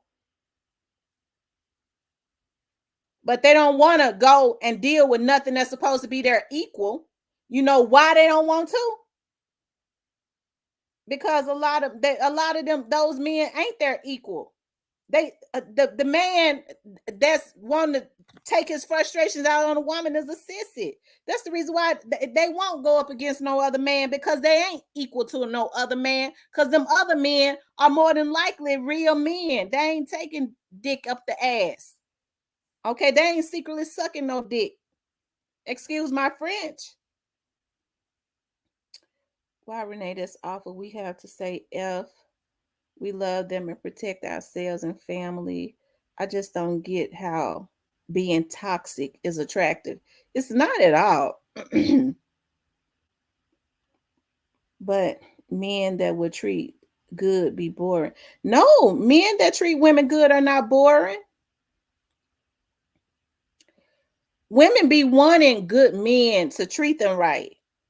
I think some men that are providers feel like if they're providers, well, I'm a provider, they feel like they're not supposed to be emotionally because I'm a provider, then it's okay for me to be emotionally abusive or psychologically abusive, because you know folks like to play games. He said, why are lesbian couples the most violent? You know what? I heard that. What's your name? Sansi? I heard that lesbian couples are very violent. That's what I heard. I heard that lesbian couples are very violent, but you know, we can't group all lesbians and put all lesbians in that group. You know what I mean? Because well, let me just say this. I'm not gonna say all lesbian couples are violent. I won't say that about them. But I have heard that when lesbians get into it, that they are very violent. Okay. Just like I'm not gonna say that, you know, gay couples are very, you know, gay men that are couples are very violent. Okay.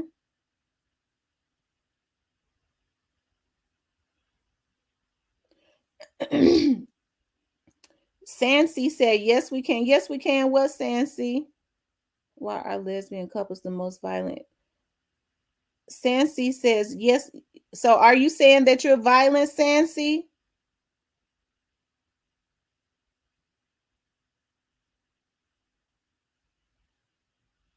Gay couples have the least what?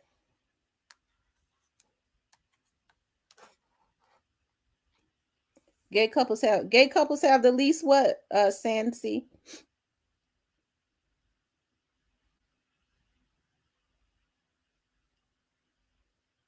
Because we don't know. Now, Tam, I gotta disagree, Queen. Y'all like bad boys.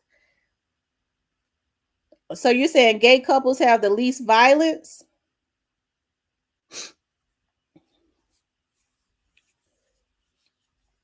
Well, you just said, why are gay couples violent? Did you say why are gay couples very violent? Maybe I read it wrong. Let me go back up. I don't see it no more, Sansi. I thought you said, why are gay couples very violent? You did. You said, why are gay couples the most violent?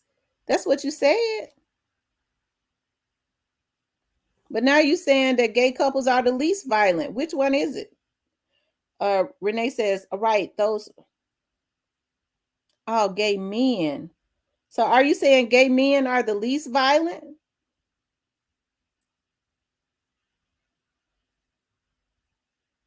Oh, so you're saying gay women are more violent and gay men are less violent. That's what you're saying? I don't know, Sancy. Maybe that's being stereotypical. when it comes to domestic violence, now when me talking about men and women, that's not stereotypical, Sansi, because we see more men, on it's on record that more men abuse women. I don't know anything. I don't mean no harm, but I don't know anything about the gay community other than I've heard, that the women when they get to fighting, they fight like men. Now that's what I heard. Now it don't mean they're violent. I don't know though. So are you saying gay men are less violent because they're feminine? Renee says, write those ones that are the providers. We hear about men on women. We hear about men on women. Well, I mean, the statistics show it too, that the numbers are higher of men beating women. Are you trying to refute me on that? Because I'm trying to get an understanding of where you're coming from, Stancy. Because I've never seen you in here before. And I see you got a taco as your thing. I'm just trying to get an understanding of where you're coming from. Since this is your first time in here. Conscious Soul says that but some men aren't used to women actually caring about them. They're used to women that don't give a right. But then when they get a good woman that actually care about them, okay, they don't know how to treat them. I have to say, and this is just my opinion. I don't really think men want good women. I think they want to use good women for advancement, and I'm talking about as far as if they're good, and they might want them when their asses get old. But okay, y'all don't take this personally, okay? But I think men need to rethink that. They want to play and give all their good years to whores and porn stars and prostitutes. And then when they start getting older in their 50s and they have to get on Viagra and they can't keep they damn hard and stuff up, then they want to come back and give the good woman what they got left. Hell no, I don't want it either. You can't stay up. I mean, you didn't wore yourself out, skeeting. You done did the skeet and wore your ass out with all the whores. And then you want to give a good woman and have her to give you her all, but give her what you got left over. Okay? Excuse my French, but I don't know no other way to put it. Little Taco, is you still in here? I'm trying to get an understanding. I've never seen you in here before.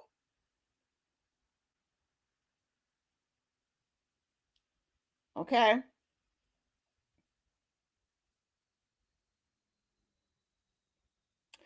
But y'all, that's what's going on. And I'm serious. Y'all know I'm telling the truth.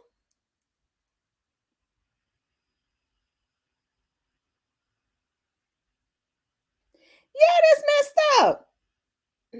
That's the reason why I be telling these men they need to go ahead and get on their Geritol. Go ahead and get on your Geritol. And don't be trying to give a good woman, well, I got a good gal, but I ain't ready to really settle down yet. I want to sow my wild oats. Motherfucker, you 50. You 45. Okay, your nature starts to go down now as you get older. So you want to skeet all over somebody else until you can't get it up to skeet no more. And then when your ass tired and wore out, now, baby, I'm ready to settle down. Motherfucker, you can't even stay up in bed. So you want to give me what's left over after I done been a good woman to you. You knew I was a good woman, so you want to put me on reserve. Now, damn you. I want a man that's going to let me go get me somebody that he could skeet until he can't skeet no more, starting from when he can skeet all the way until he can't skeet no more. Okay? Sassy, what are you talking about? Women are what?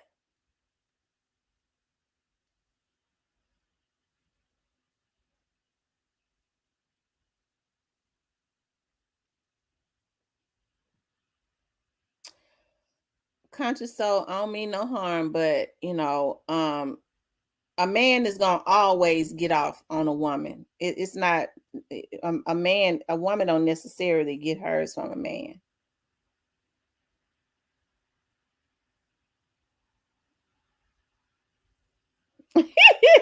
Ronald said he don't have that problem. Some men think women are just resources. Right. They don't treat women right. They think women are for sex and to make sure that their life is to make their life better. But she's supposed to take whatever he put down. Mm-mm. She's supposed to be miserable. I don't know why people feel like long suffering. That makes a woman a good woman to go through all that long suffering and stuff. I'm not gonna long suffer for no man. Either you want me or you don't. Cause it's men out there, it's men out, it's good men out there, but a lot of women and a lot of men have allowed somebody to put them on reserve until they decide and use them up and make them bitter until they decide that okay, now I'm tired. I'm just, you hear folks said I'm just tired. I'm just tired. My body don't work like it used to. I didn't had my fun. I'm just ready. I guess I'll go and marry her. And women allow them to do it.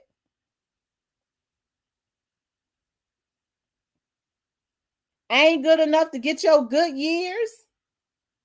I'm not good enough to get your good years.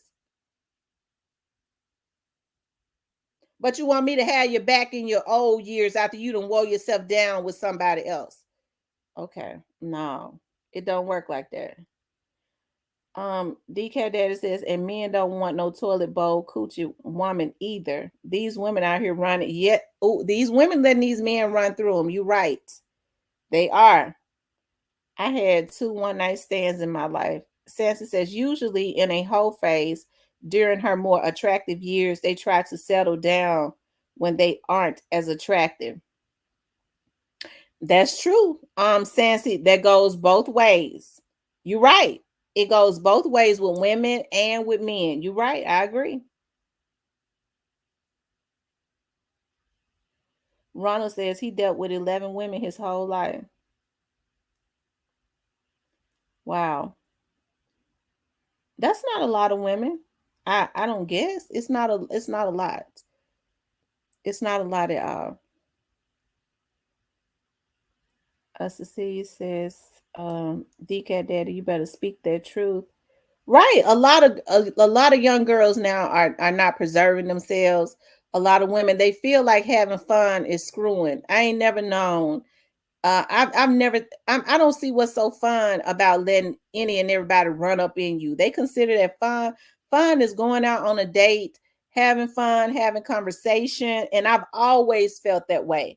Okay, baby, I'm going home or whatever, talking on the phone, laughing, having intellectual conversation, letting folks jump up and down in you and wear your body out. I don't see what's fun about that. Allowing all those different spirits to go up in you. Listen, that's the reason why I've been celibate. The I feel like I had always said that I wanted to see what it was like with a few men, and then I wanted to get married. But hey, at this point, now I've talked to quite a few men, but I've only been sexually intimate with 7. I'm not gonna be having, and I'm not talking about you, Ronald, but I mean I'm not gonna be having no 15 and 20 men, no history of having sex with no 15, 20, 10 men. That's a lot of different damn spirits. I refuse to do it. So that's the reason why I got my stuff on lockdown. If I'm good enough to lay with, I'm good enough to marry.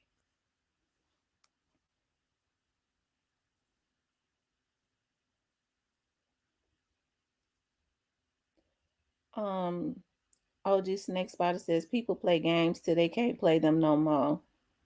It's weird now. I know my worth as well. Right, that's good. And I'm glad. When men know their worth, they get them a woman that's worth something and they make each other happy.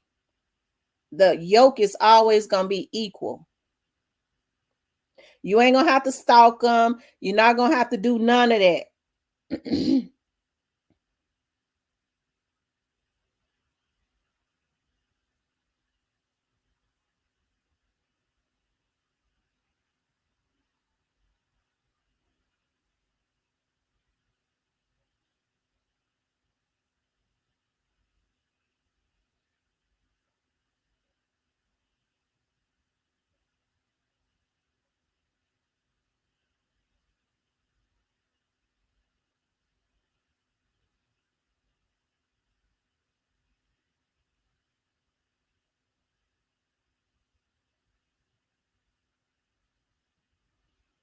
Yeah, it's a lot of girls got high body counts. I'm gonna tell y'all another thing that people are doing, that girls doing. They feel like, and y'all, this right here is one of the sickest things I've ever heard. They feel like putting their mouth on a man, giving him, you know what? They'll turn around and say, "Well, I ain't even have to give him none. He ain't getting none of my PUSSY. I just sucked him off." Y'all, what is this world done come to? Y'all, I mean, this world is just done come to. I don't know what's going on.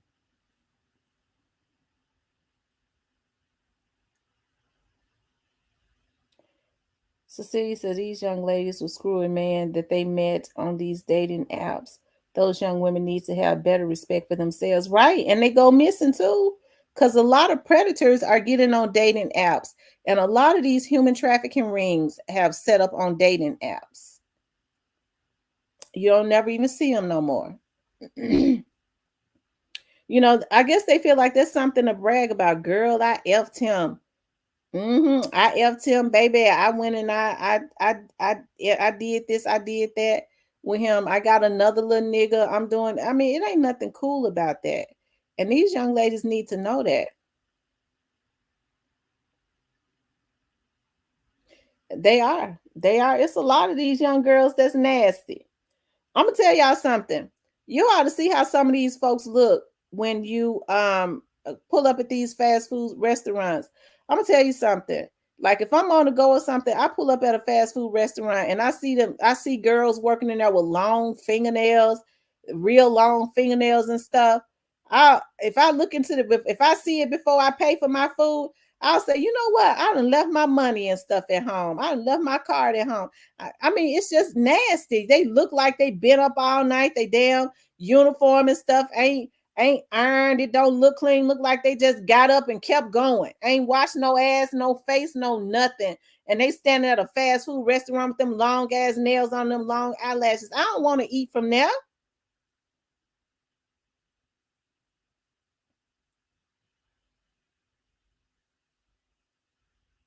I agree, Andrew. You're right. Especially black women, Andrew. Conscious Soul says here in Birmingham, nobody's looking for love. Everyone trying to get over and only want financial gain. Nobody's getting together because they genuinely like the person. That's sad. I can't imagine going through life not being attracted to the person that I'm with, not even being attracted to their intellect, because they're right there. I love it when I could talk to a guy and he's intellectual and able to just identify on any conversation. It's something real sexy about that. He ain't trying to act like he too good. He ain't trying to act like he's some, got some doctorate's degree. He just a down to earth, cool, regular guy that knows how to conversate. That's sexy. He ain't overly emotional. He ain't ignorant. Men and women are sleeping around these days. It takes two to tank. I agree. That's right, Renee. You're right.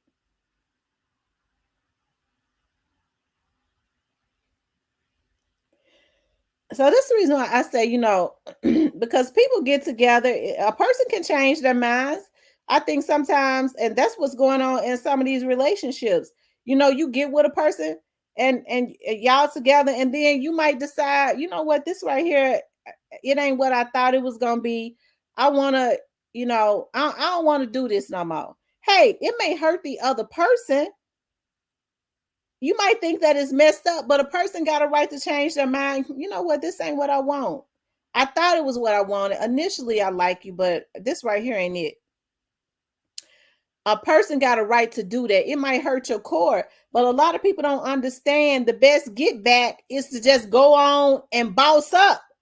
A lot of these people saying, no, I'm going to take this MF out, men and women. They rather see the person dead than to move on with their life. You don't own that person.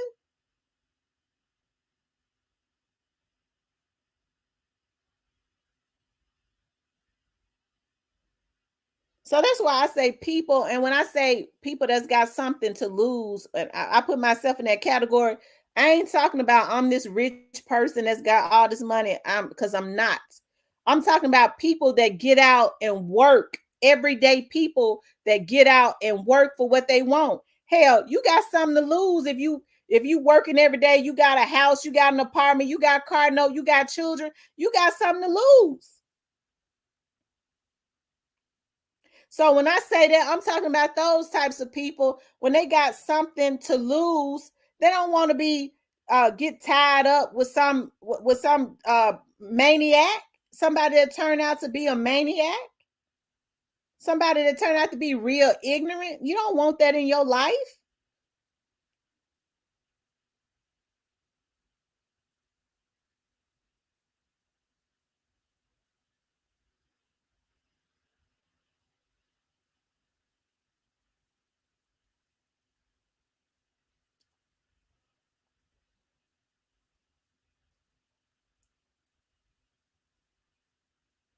So that's why I said, is it safer to just be single? Because people now, y'all, I don't know if it's that they don't know how to let go.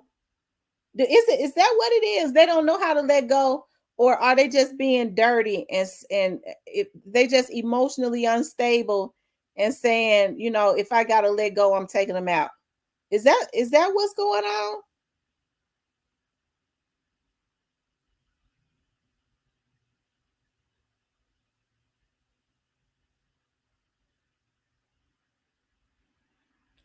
I agree, conscious soul. It's too late in the game to be wasting time with a person that just want to F or who's not on the same page. Absolutely. Hey, you have to get to know a person. You might think that they cool initially. Okay, we done went out a few times. Okay, now I see this. Hey, because one thing about what's in you gonna come out. You'll start seeing the signs if you start paying attention. That's the reason why you're not supposed to go into stuff telling folks all your business. And that's the reason why you're supposed to get real skeptical when people go out of their way to try and find out everything about you. Ain't nobody got no business trying to snoop and find out nothing about you. I want to know where they live. I want to know where their mama. If a person don't tell you where they live and you trying to pay people and do research on trying to find out where they live at, you got a mental illness. That's a person that must be watched. You ain't got no business wanting to know where a person lay their head if they ain't told you. If they don't tell me, I don't want to know. Evidently, they don't want me to know where they lay their head. And if you ain't never met them and you ain't got no parts in their life and never will be, you show sick. You's a sick motherfucker.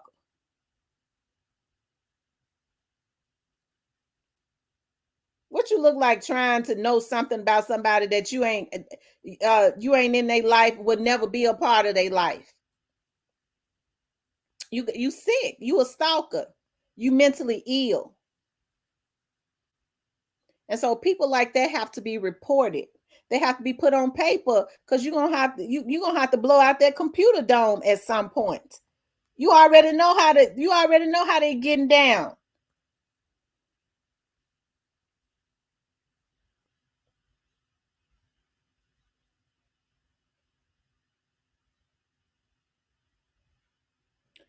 Rolling Stones put Sexy Red Ski Yee as song of the year. It's really sad that they elevate that because that's the type of energy that they want to promote into the atmosphere.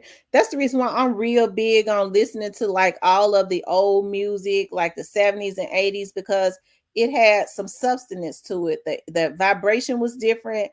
You don't hear people singing about love no more. All they talking about is getting $40, getting your money, screwing. They don't want to promote that energy, that love energy anymore. They're not going to even promote an artist that sing about love, making people care about each other and tapping into that emotion, because that's not what they want into the atmosphere. They want everybody to go out and be fucking on each other and get AIDS. Hell. And then the pharmaceutical companies win. Screw a raw. I remember a time they didn't even promote that. You gonna meet a woman and then go up in a raw? That's something that they're promoting and putting into the atmosphere, right? So the pharmaceutical companies can win when you land in a hospital with AIDS. Um, God himself gonna have to sit on my lap and say, that's him right there, sweetheart. I'm gonna tell y'all who I've been really digging lately, and I've been listening to their music, and I had slept on them, and that is the Dramatics. I had never listened to the Dramatics like that. Y'all know that guy, that other guy sing that Me and Mrs. Jones. I didn't even like that song, Me and Mrs. Jones. When that guy from the 70s, the first guy sang it, I didn't like it. I didn't hate it. I just didn't love it. But when I was just on YouTube, just going through YouTube, and I was looking at, I don't know how I started listening to the Dramatics, and they sang Me and Mrs. Jones, and I mean they really put a soulful sound onto it. Like I've been listening to a lot of their music has been remade, and I'm like, dog, like, yeah, go outside in the rain, toast to the fool. They got another song called Sagittarius. I forgot that song. Virgo. I mean, yeah, Billy Paul. I didn't like it when Billy Paul sang it. But then the Dramatics remade it and put it out like a few years after he did in the 70s. And that was because two of the guys from the Dramatics actually produced the song and arranged it for Billy Paul. And they decided to remake it. And oh my God, they sound so much better singing it. They put a soulful thing on it. I be listening to them every day. I love Barry White. That's one of my favorite artists. Like Barry White wrote some hits. Okay, I love him. Um, Gristle Hardaway said the SOS band. I like the SOS band, but the Dramatics, Barry White. I like the Temptations, but people like of course y'all know I love, oh yeah, Curtis Mayfield. Luther came in the 80s, but what's it? Oh, Roberta Flack. Oh my God. But I love, I'm gonna tell y'all, the OJs is definitely my favorite group. They sit right up there with Barry White, the OJs and Barry White. I love the OJs. Music like that, even when I started listening to the 80s music, because see, I learned about the 70s music from listening to my grandma and them. But like the 80s music, I can remember that music growing up as a little girl. And it's something about when I started hearing that beat from the 80s, the tempo is different, the vibration is different. It just makes you happy. Like I get up and start cleaning up, and it just reminds me of like my childhood. Like, oh my God, I love this song. Growing up, we're playing basketball, like stuff like that. I go, dog, that remind me of the 80s. It just automatically like just pump me up. They don't, yeah, Renee and Angela, they don't play stuff. They're not going to even promote an artist that put love and respect and loving each other and being in love and marriage and stuff like that. Not in the R&B. Now they probably doing in the country sector because they don't promote in the country sector with the white folks that they promote in the sector for the black folks. I'm gonna tell you that right now. And all the producers are the damn same. They just promote the country music. You don't even see the rockers doing what a lot of these black folks doing. You see the rockers, they have on wigs, lipstick, singing all that devil stuff, screaming and going on, and then they promote marriage in their community. They go home to their wives and their kids. They promote being a baby mama in our community, and they get white folks like Kim Kardashian and them to make it popular. They date all the black men, get black babies, put their black asses in a goddamn sunken place, and then after they get rich, they go back to dating black men. I mean white men. I don't mean no harm, but I just had to put it like that. Okay. Rick James. I like Rick James too.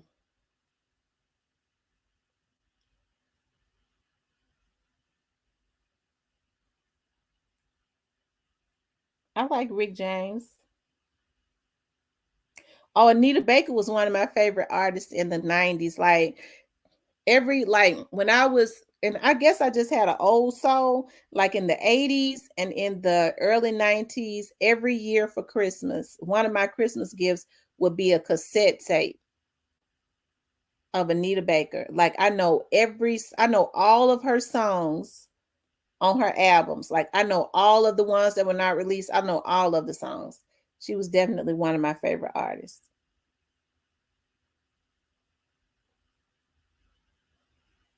Y'all see the Kanye look-alike? Y'all can't see any difference in their looks. Mm-mm. Yeah, I listened to Bobby Blue Bland. I was listening to him the other day. I like Members Only, Ain't No Love in the Heart of the City. He got another song. Um, You Got to Hurt Before You Hear. He got a lot of bangers. I like Bobby Blue Bland. I like Tyrone Davis.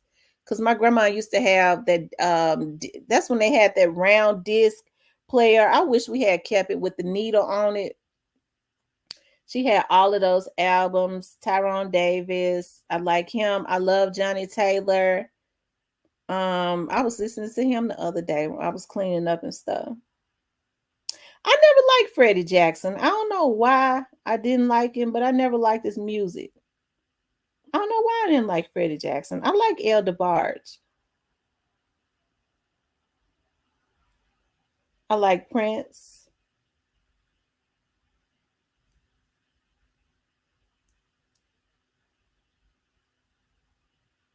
I never heard of Johnny Guitar Watson.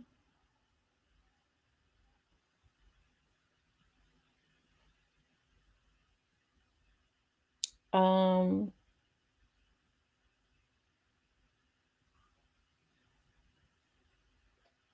Ronald Grace, yeah, Luther is the man. Luther done created a lot of babies, and I don't think they give Luther his props like they should.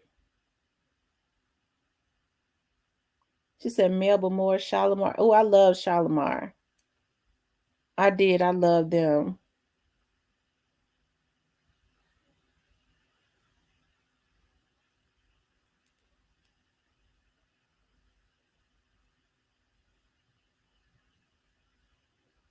Hmm. Yeah, I like the Whispers. Vanity was cool. That was cool. They never put out but like what, one hit? That was cool.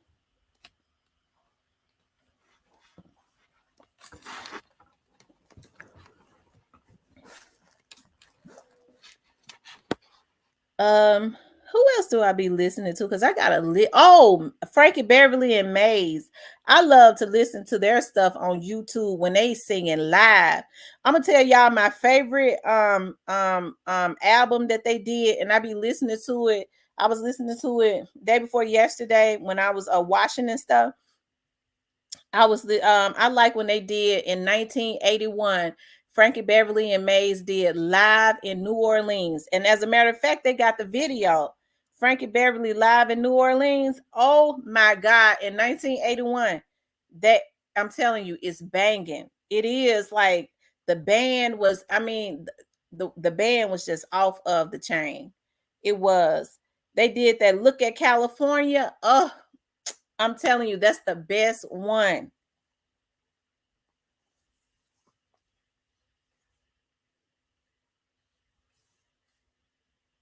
Zap and Roger. Yep.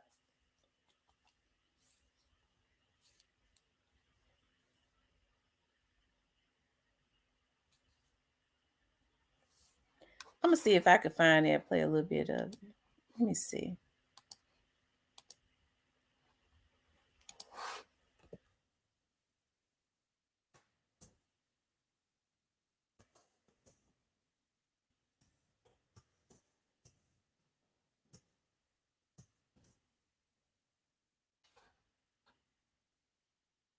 Uh,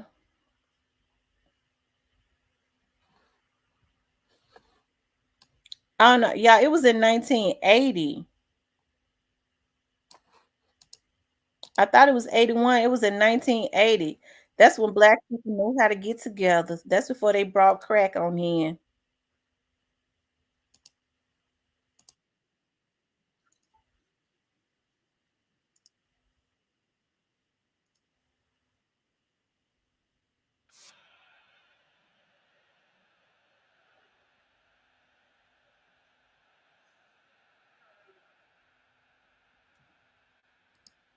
Yeah, that's the best one.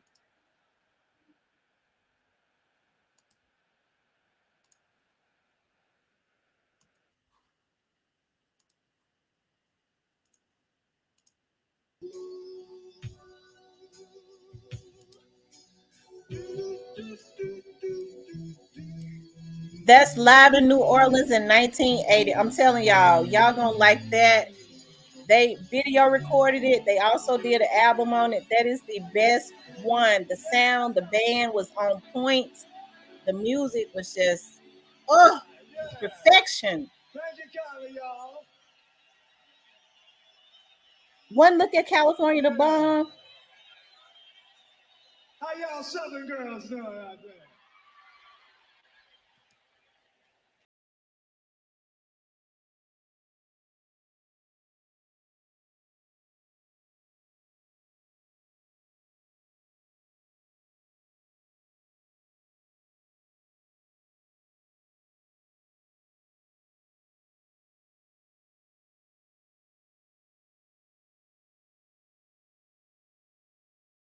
That's the best one. Like you turn that on like the one that's 1980 live in New Orleans. I think they did another one in New Orleans, but the one from 1980. I mean, they was jamming. Like I said, the band was just awesome.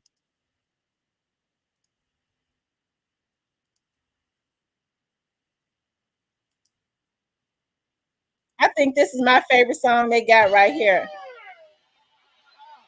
Aha! Yeah! Yeah!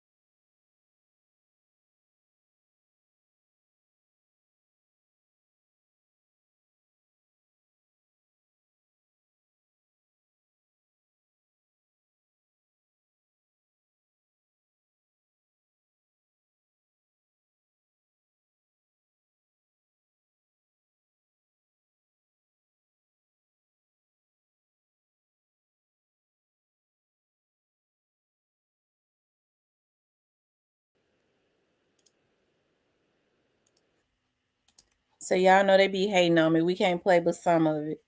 He said it makes me cry because I'm from there. I mean, that is the best one. Y'all get the opportunity to go pull it up on YouTube. Frankie Beverly and Mays live in New Orleans in 1980. Oh my God. Like I said, the band was off of the chain. I love great bands. I love great bands.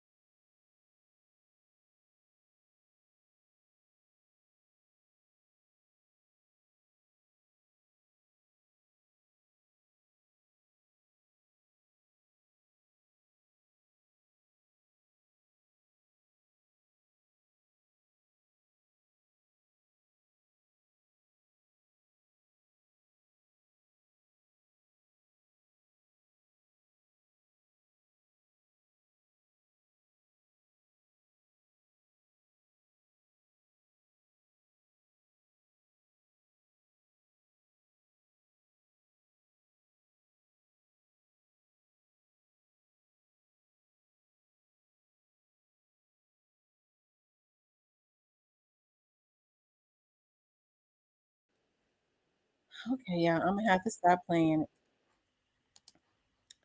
I tell you, I love that kind of music. Oh yeah, I love Minnie Riperton and Vesta. I was looking at Vesta's story. They said that the quote unquote Illuminati or something did something to Vesta because she was demanding more money or something. They had put her in messed up contracts. Um, they said that because they said that she took. They tried to say that she unalived herself, right? And then they didn't talk because Vesta had a powerful voice, and they didn't talk no more about Vesta being, her supposedly taking, unaliving herself. But I like Vesta. She had that hit song, Congratulations. I'm saying, like, even as kids in the late 80s and early 90s, we could feel that Congratulations. That song. That's a hit. They don't even talk about her. They don't even pay homage to her, nothing. So it makes me think the industry did do something to her. Because when they do you in, they make sure that they kind of, as my dad used to say, they black you out, like what the media does. My dad will say they won't talk bad about you. They just black you out when they don't want us to know something. That means they don't talk about you. And when you're out of sight, you out of mind. Yeah, I like Angela Winbush. I like when she sang with Renee. That's true. Girl, what you say?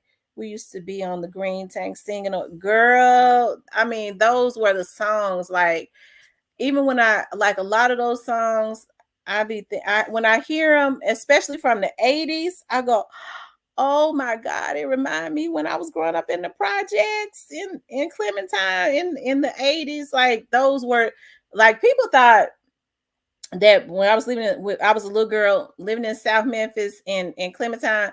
Like, when they hear about that, they go, "You must have had a bad. You must have had a childhood where you lacked." We if we was poor, we didn't know it. We had fun. It was more family oriented. We were playing. We were able to be children. Those thugs that hung out in the projects, they didn't do anything. If they were selling dope, anything, they wouldn't do it around us. They protected the kids. If they didn't let just anybody, you weren't gonna come into the projects and snatch no child, because them thugs were always out. Everybody knew each other. They weren't gonna let you come up in there and do nothing to no kids or no women.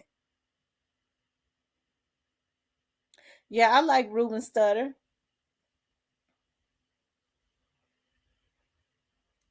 Yeah, I love Patti LaBelle too. My favorite song that she's got is "The Right Kind of Lover." I like that song. He's the right kind of lover for me. I said that he's the right height and the right build. He goes to work every day, and the man pays all my bills. Comes home in the evening. He might be moving slow, but girls, I'm here to tell you the man can go, go, go. I love this song. Y'all know I'm quoting it. I can remember it.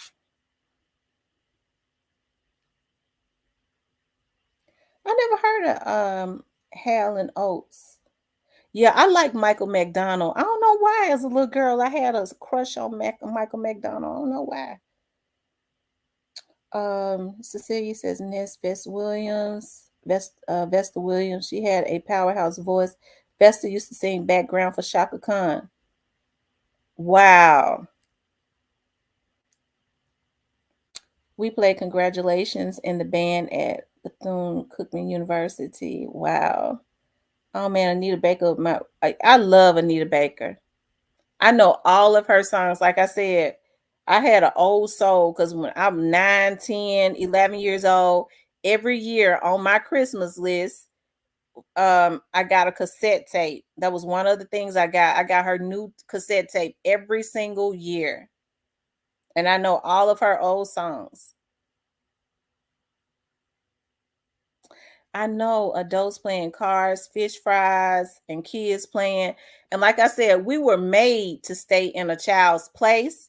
And you know, we were allowed to have a childhood. We was allowed to have a childhood. And that's what pisses me off now. I feel like, when you have men lusting over kids and stuff like that, these kids are not allowed to have childhoods. It's a shame that a child can't even play without a man lusting, a grown, old, rusty, crusty nigga lusting over the child. But to each his own. But I don't agree with parents though. Like I don't like. Well, I don't agree with parents putting their children and like their little girls in these pageants where they're competing, with other kids like that. They having to put on bathing suits. They got on lipstick. Like they 6, 7 years old. I don't agree with that. 9, 10 years old. I think that's too much stress to put on a child because it ain't for the child. It's for the damn mama. She ought to be ashamed of herself. She's trying to live her life through her child, putting all that pressure on her child. The whole time you got pedos there looking at the child. I like for kids to be able to be children. I was able to be a child. I don't have no bad childhood memories. I don't, you know, because we grew up, I don't. And when we moved out of the projects, I'm gonna tell you something. Growing up in the hood for the first part of my life, because we lived in the hood in the projects until I was 12. It helped to balance me out because it was like a shock to me because we went from like the hood to Hollywood, right? So we moved out of the projects and then we moved to the area that my mother lives in now. So that was a whole different environment, a whole different scenery. And so I started going to a school where the girls and stuff was stuck up and they families always had money and stuff. And they were really they were stuck up.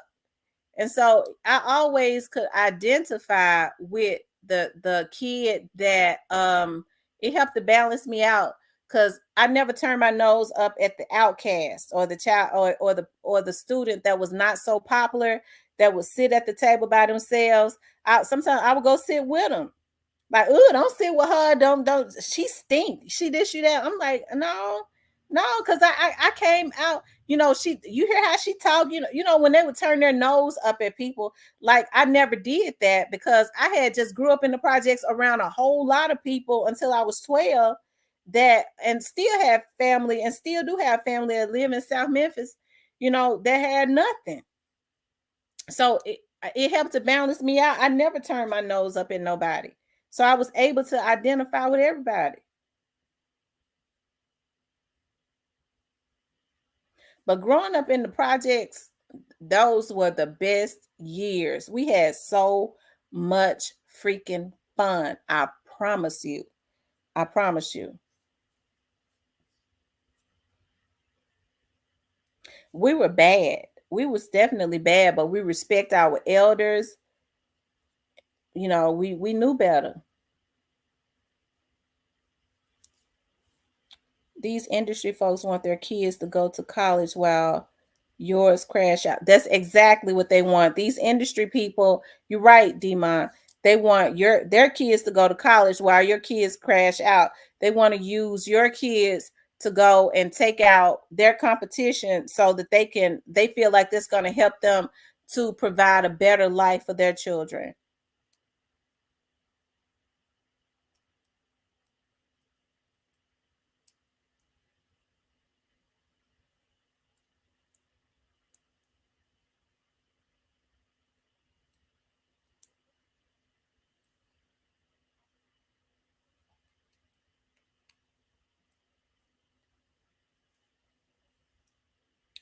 I was born in the projects, not a hospital. Oh, wow.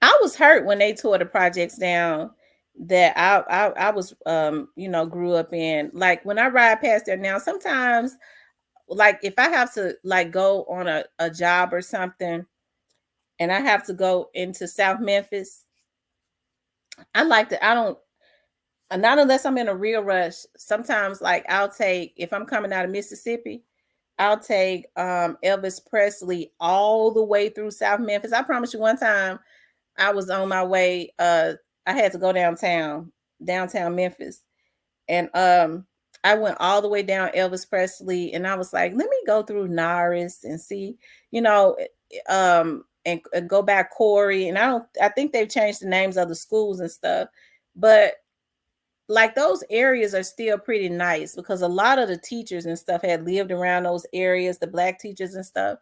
And I just get so emotional when I look at the church.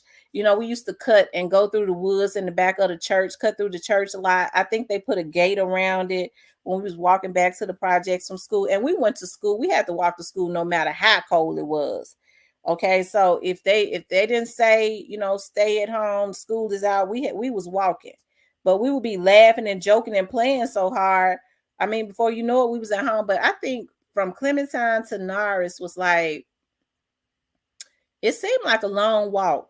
I think it was like a mile and a half. That's how we was able to stay in shape and stuff. We could drink all that Kool-Aid with all that sugar in it, but they putting something in it now to when you eat sugary stuff, it takes your sugar all the way up. It's something that they're putting into it so that you can become a diabetic. I ain't fooled because folks been drinking Kool-Aid with all types of sugar, and we used to pour a whole damn bag of sugar in Kool-Aid and then never get no damn diabetes. They said what happened to us as people is it lack of discipline. I agree, Ronald, the lack of discipline. I agree 100%. No respect. I understand that there have been single mothers and stuff since the beginning of time, but still black people still had like this family orientation. You got folks slamming out their own family members and stuff now, their own neighbors. When people did dirt, they didn't do dirt inside of their community, like inside of their neighborhood. They would go do dirt outside their neighborhood because they had respect for people that they had grown up around. That was just like family. Uh, People don't have respect for they'll steal from their kids. I know this guy that owns a pawn shop, and he said he can't around Christmas time. Like, that's the reason why I say these girls have to be careful about who they mess with around Christmas times. Like when these girls go and buy their kids Christmas toys and buy these games and stuff for their kids, you got their baby daddies that act like their house been broken into, stealing their own damn kids Christmas toys and video games and taking it to the damn pawn shop. How you gonna do that to your kids? So you got folks that don't even respect, they ain't got no respect for they don't even care about their own children.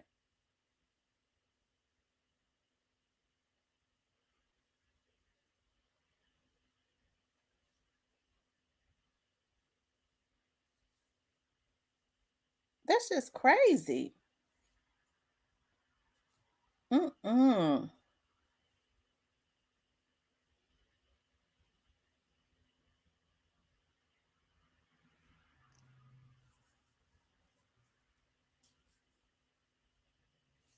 But sometimes when even like when I have jobs around South Memphis, like I remember my auntie used to live on this street right across the street from Hamilton Elementary called Ethel.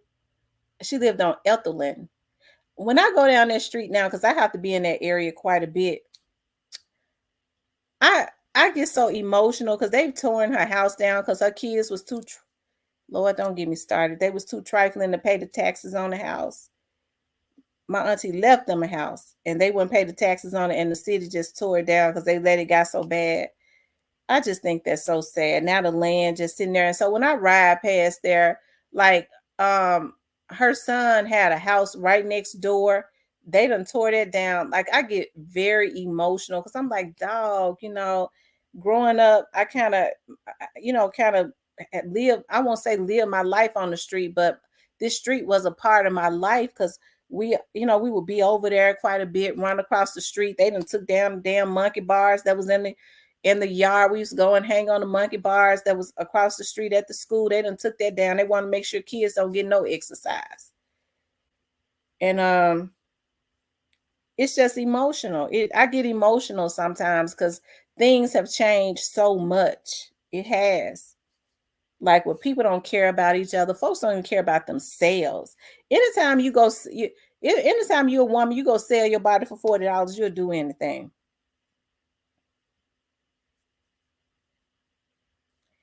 New to you says, what about Sylvia who sung Pillow Talk?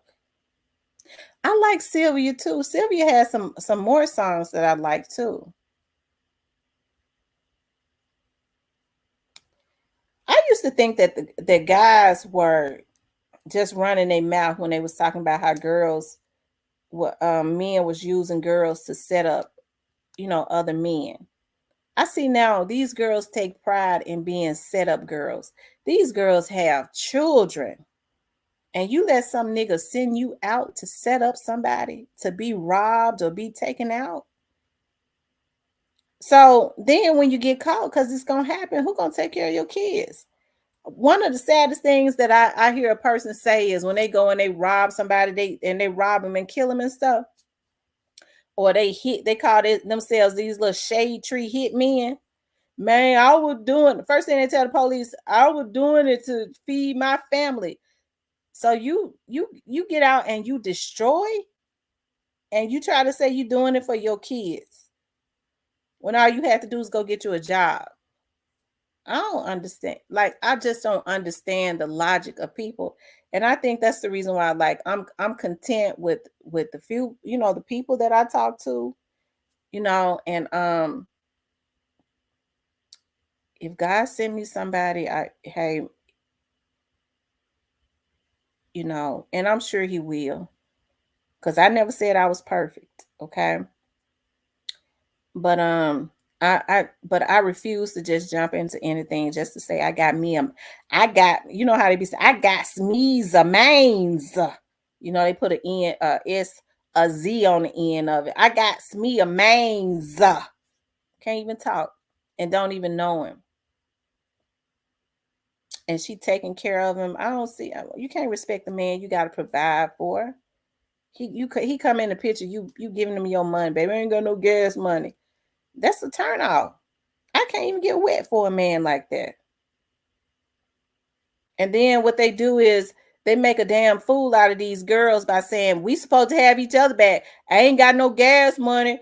You supposed to take, you give me some gas money, nigga. I just don't, my mind don't work like that. Like I would never believe that I would be with a man that ain't got no gas money. When he say have my back, I'm thinking about bigger things. You see what I'm talking about? Like I'm not gonna start. I don't be thinking about low level stuff like that. So I'm thinking, baby, have my back. I'm thinking he's talking about be loyal, be a good woman to me. We working towards marriage, making sure all of those good things. He got something going on in his business situation. Maybe I can help him with some ideas. And I'm thinking about big stuff. I'm not thinking when they say hell my back, you talking about giving you some damn gas money. You trying to take me all the way down to the damn basement.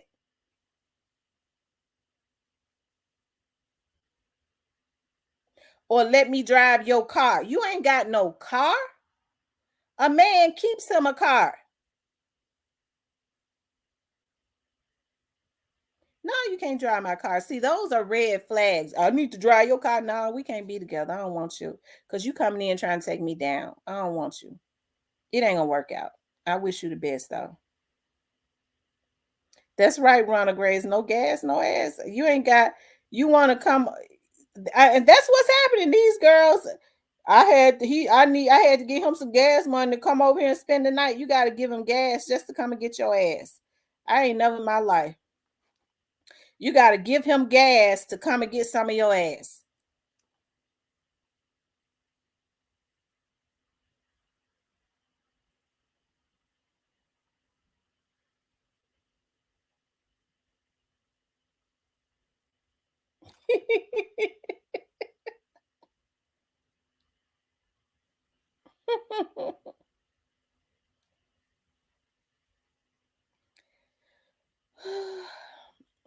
It'll happen, but I'm content with how I am now. I know a lot of people might think I'm lying, but I'm telling the truth. I am celibate, and I have been for a very long time, and I ain't giving up nothing.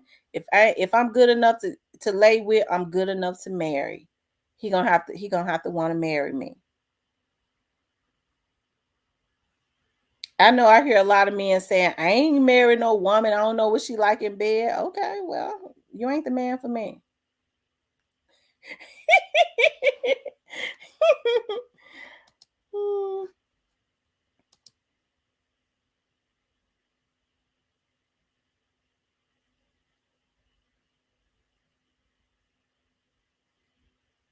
You ain't the man for me.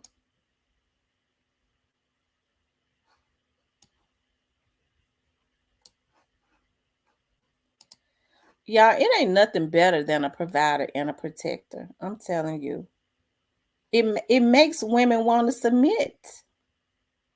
It do. I remember I was on a date with this guy. It didn't work out because he was too headstrong, but it could have worked. It just didn't work. He could have been the man for me.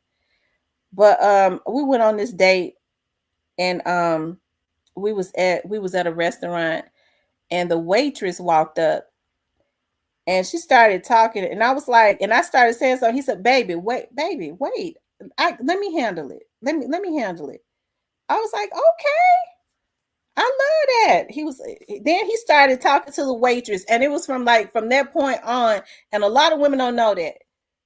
You know, when I from that very point on, I don't care when I went out with a guy, I always told him what I wanted because the man is supposed to order.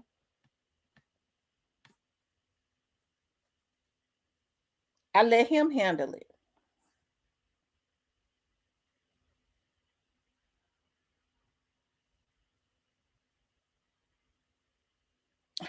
He said, when I do get some, it's going down, but I'm good and content. I'm good and content too. And I feel the same way, Ronald, but I'm content. Kawana says, I promise I miss my husband so bad. I was spoiled. Yeah. I hope that I would not well, it's gonna happen. Like I hope, how am I putting it without being corny? Because I don't want to sound corny.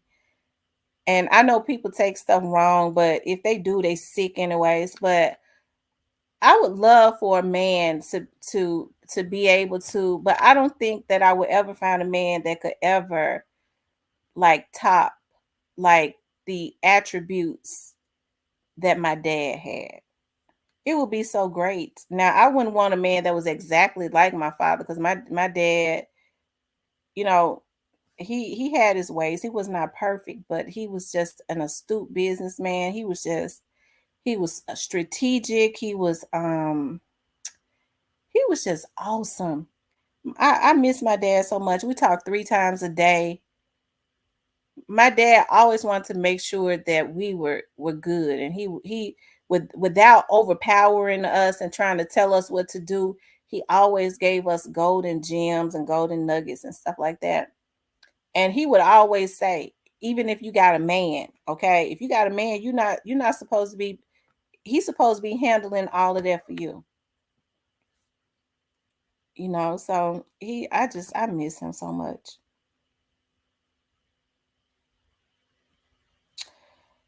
My dad was, hey, let me see what his sign is.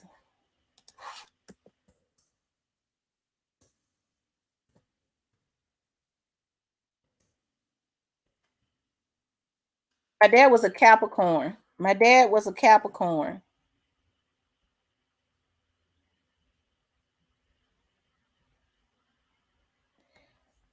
I don't know what you're talking about, Jeff Lee. So what are you saying, that because a woman has 2 or 3 kids, she ain't she can't she don't she's supposed to accept anything, that she can't decide, that she don't want to have sex until marriage? So what are you saying, that a woman that has 2 or 3 kids is used goods? Is that what you're saying? Because that's what it sounds like to me that you're saying.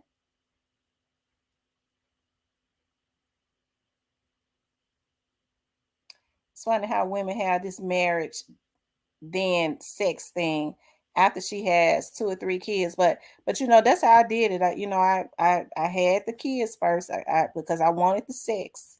The sex. I wanted to jump in the bed with them, and that's what I did. And then when I got pregnant, and so now I'm on something else. Okay, I like to jump in the bed and bounce up in the bed with them. You right, and we had all kinds of fun. Now I'm on something else. A person can change their mind, and then when I get married, I'm gonna revert back to that. This time I'm just gonna get the ring, and I don't feel bad about none. I don't feel bad about no type of sexual relationships, and they all been with men, okay? And we ain't have no what did in them have pop offs or freak offs or whatever. It wasn't gonna be no freak offs. It wasn't gonna be no man where I never had men where I had to try to figure out if they was on the down low. It wasn't none of that. They were real men. We had fun, and I got pregnant by 2 of them. Okay. And now I want to do it another way. I want to get married and then have fun. Um, it's called growth and learning from your mistakes, dude. That's right, Kendall. That's right. He says, no, what I'm saying is that's a double standard of growth. No, it's not a double standard, Jeff. It's called growth and maturity. Absolutely.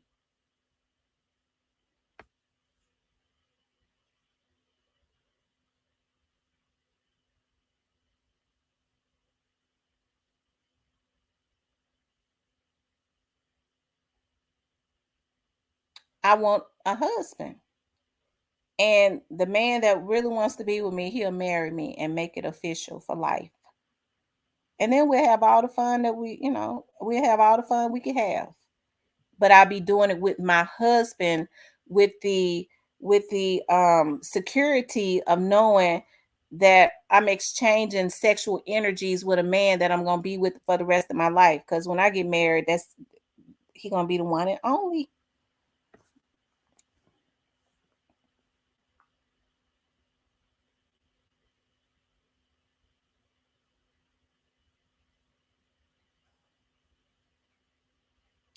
If I gotta wait, I won't tease you, so don't tease me.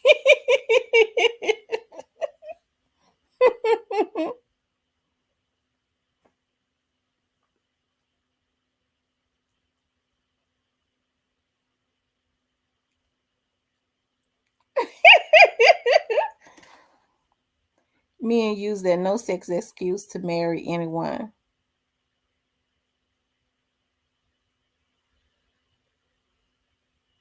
To not marry anyone. Yeah, they do.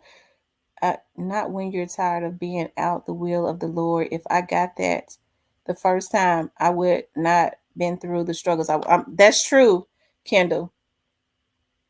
That's true. I mean, it ain't men ain't gonna say it, but there's nothing better than and I've never been married, but I can just imagine feeling secure with in the bed with the person that you're gonna be with for the rest of your life. How can people talk about they get bored? I think folks like that say, well, I got bored and I just we wanted to spice it up. If you get to a point where the one person that you're with does not excite you anymore, then maybe it's time to think about other arrangements. Don't make nobody's life a living hell just because you want to be a damn whoremonger. Set the person free. Divorce, because that's how people end up taking somebody end up getting hurt. But I can't ever imagine being with a soulmate of mine that was made for me and ever getting tired of bouncing up and down on his wing. I just can't.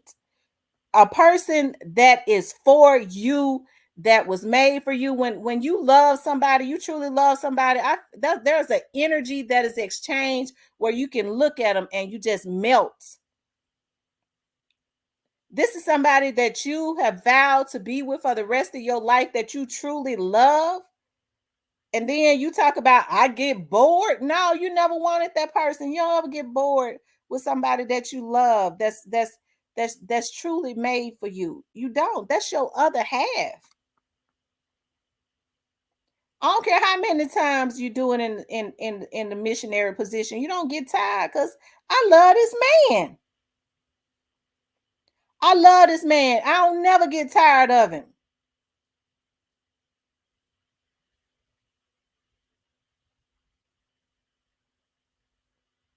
Ain't nothing he do corny. Nothing.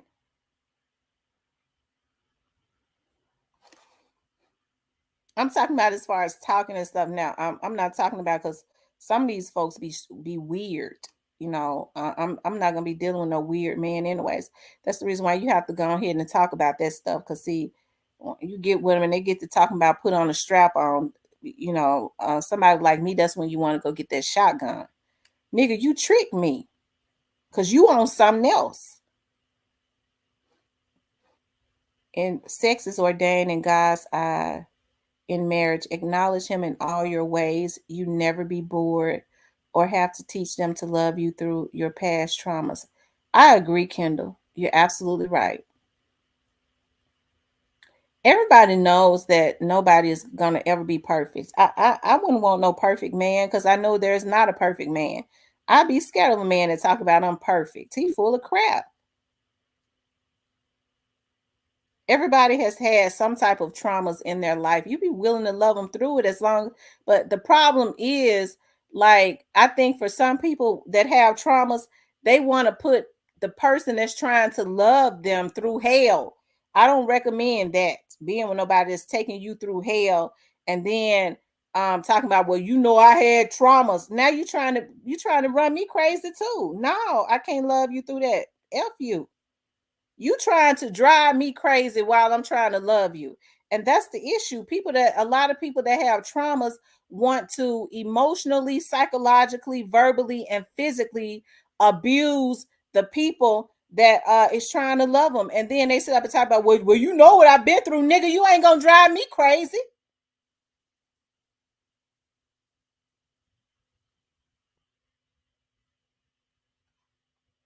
And it's unfortunate because you have women that start in their 30s and 40s start looking like they're in their 60s.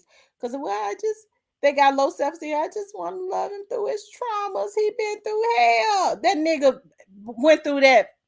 He 50. He went through that when he was a teenager. Either he gonna go and get some help, or you're gonna have to start moving around. Because these folks be letting folks take them through hell. And oftentimes the yoke ain't even equal. They ain't meant for each other anyways.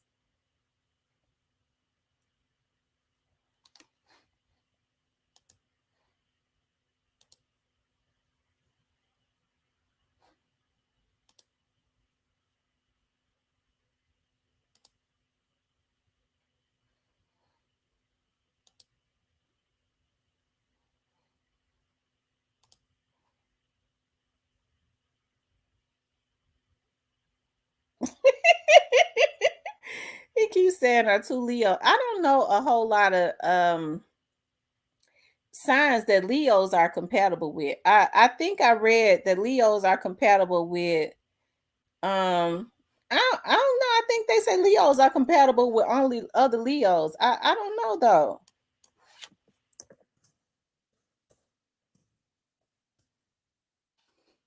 I'm looking to see now what signs Leos are compatible with. Oh my God.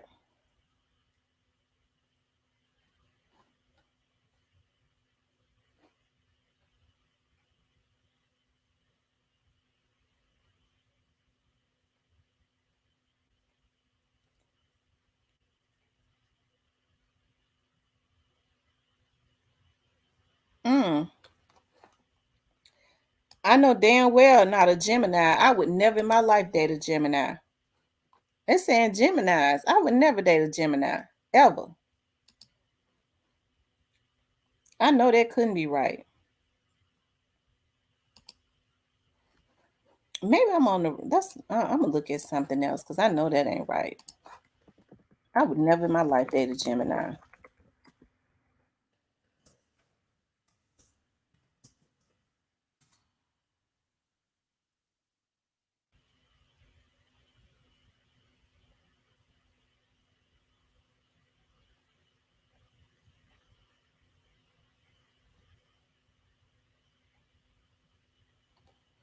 Hmm.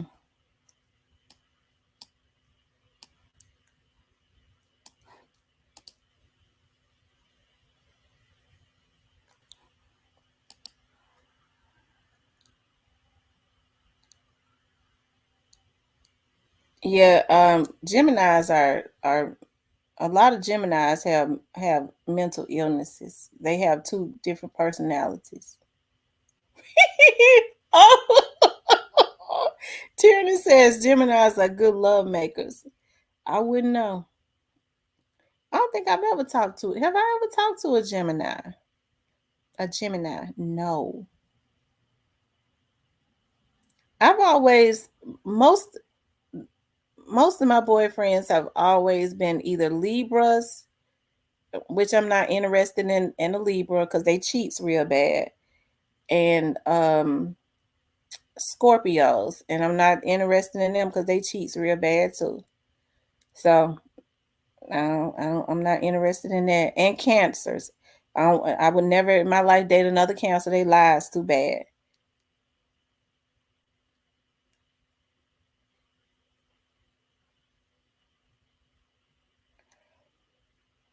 Ex-wife and ex-girl, both Tauruses. Tauruses are bullheaded.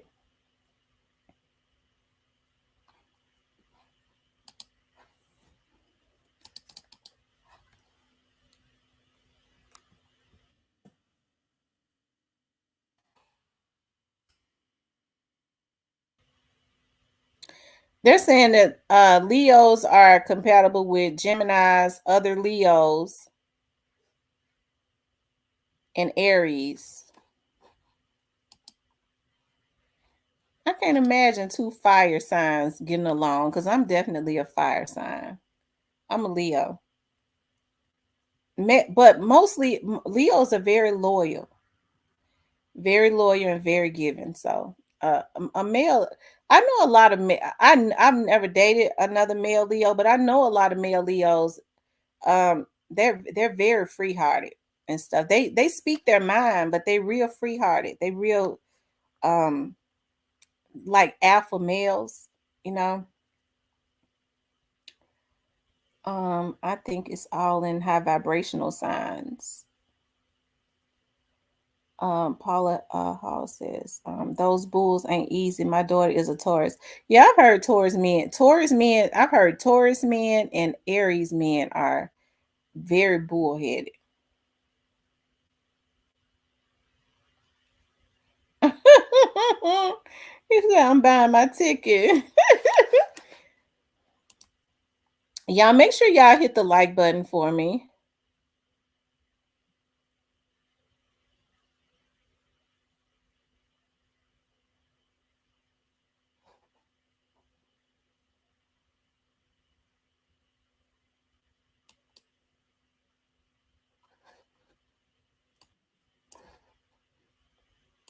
Yeah, hit the like button. Like, share, and subscribe.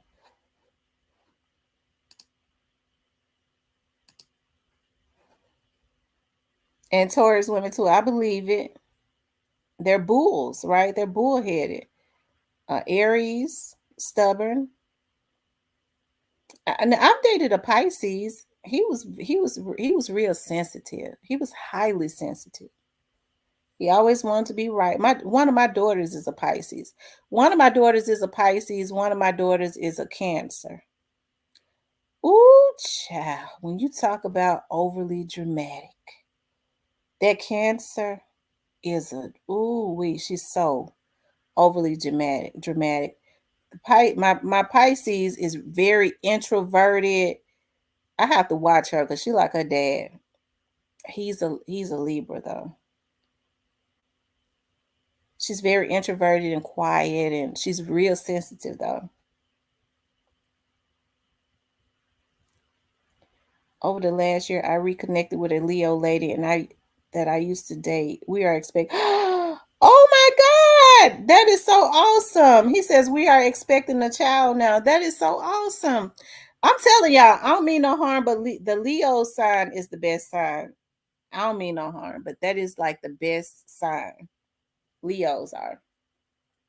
Leo women are extremely great, very loyal,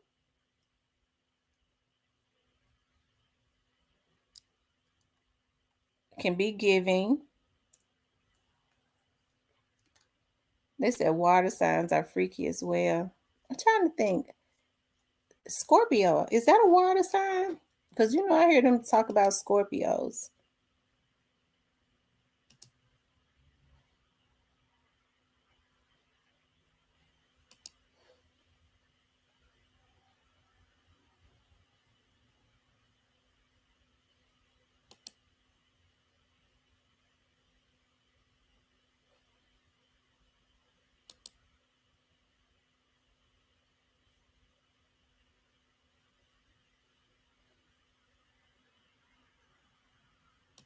Mm-hmm.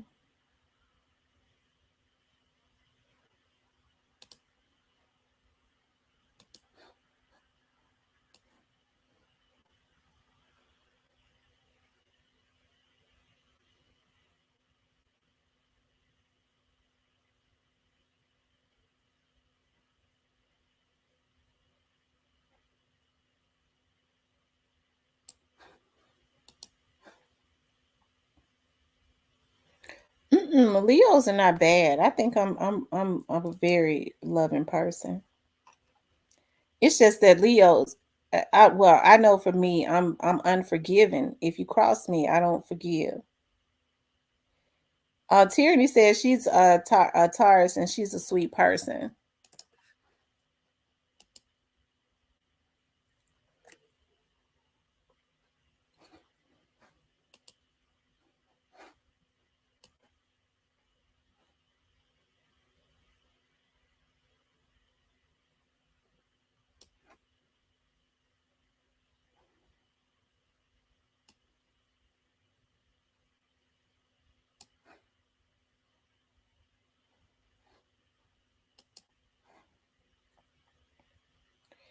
Jeff Lee said no, Leos is not.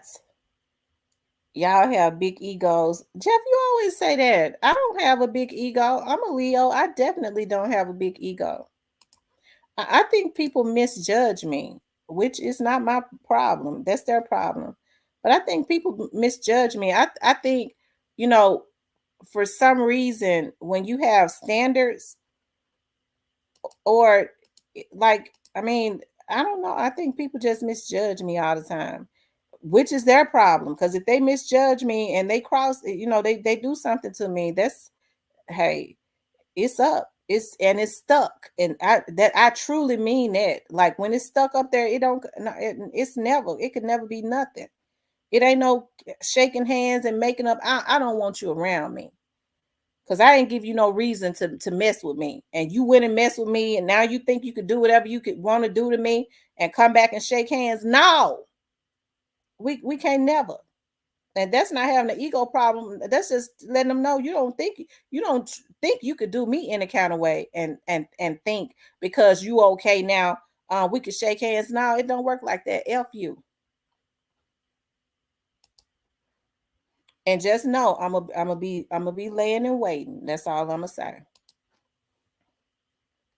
for my opportunity, and that's it.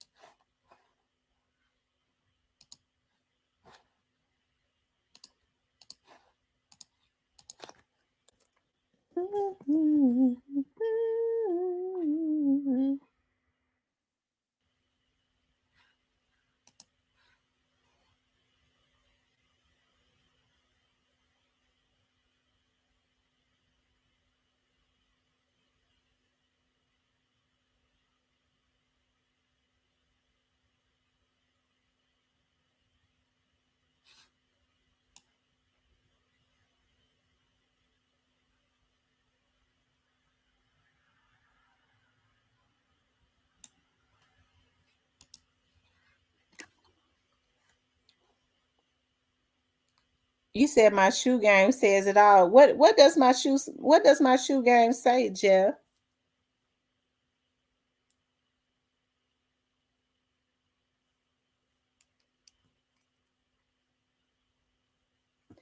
I love shoes. I love high heel shoes.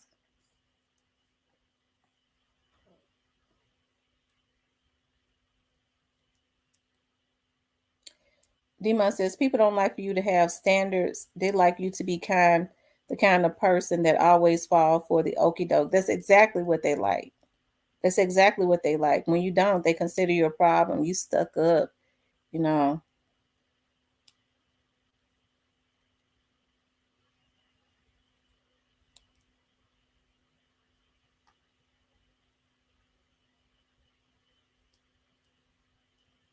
It screams ego just by looking at my shoes. You think I got an ego? How does my stilettos scream ego? To me, they scream cute.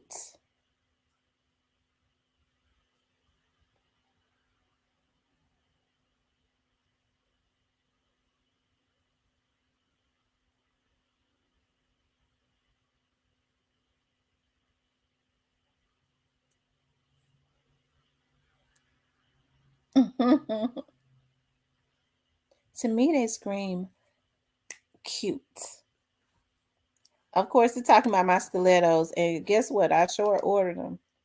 I ordered them because I don't have a shoe that color.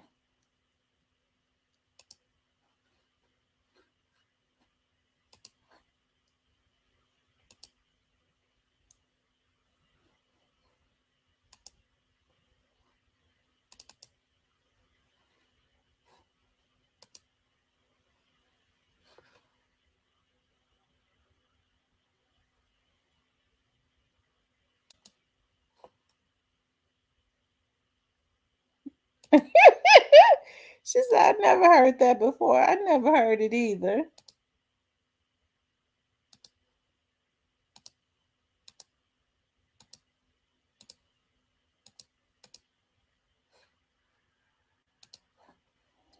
But no, it's a hell of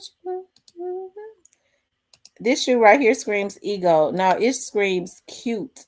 And when I saw it, I knew I had to have them.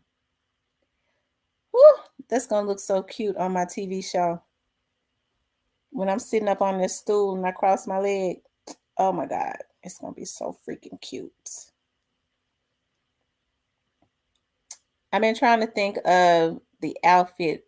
I might just, I don't know, put on something cute with it. I can't wait until they arrive.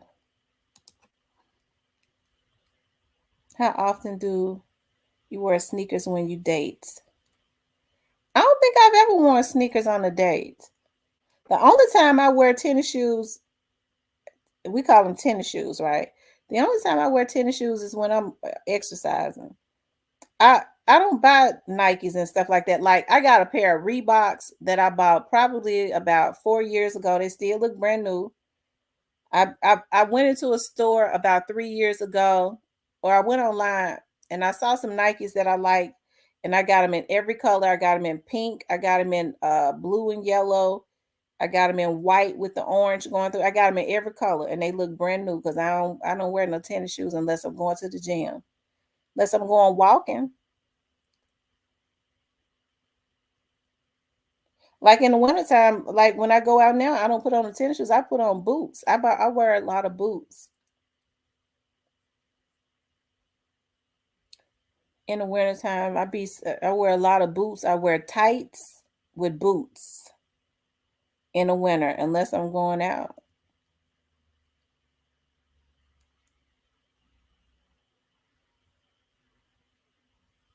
He said Leo men spoil their women for sure. Leos are very, I know for me, I'm very protective of people that I love. I'm very territorial and very protective and loyal. So most Leos are like that.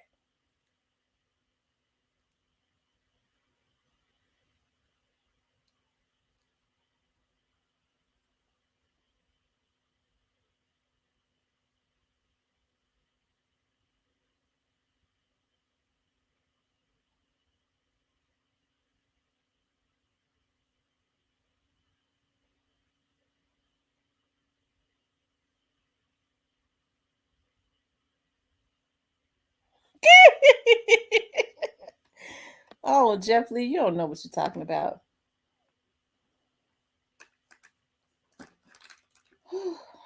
Child.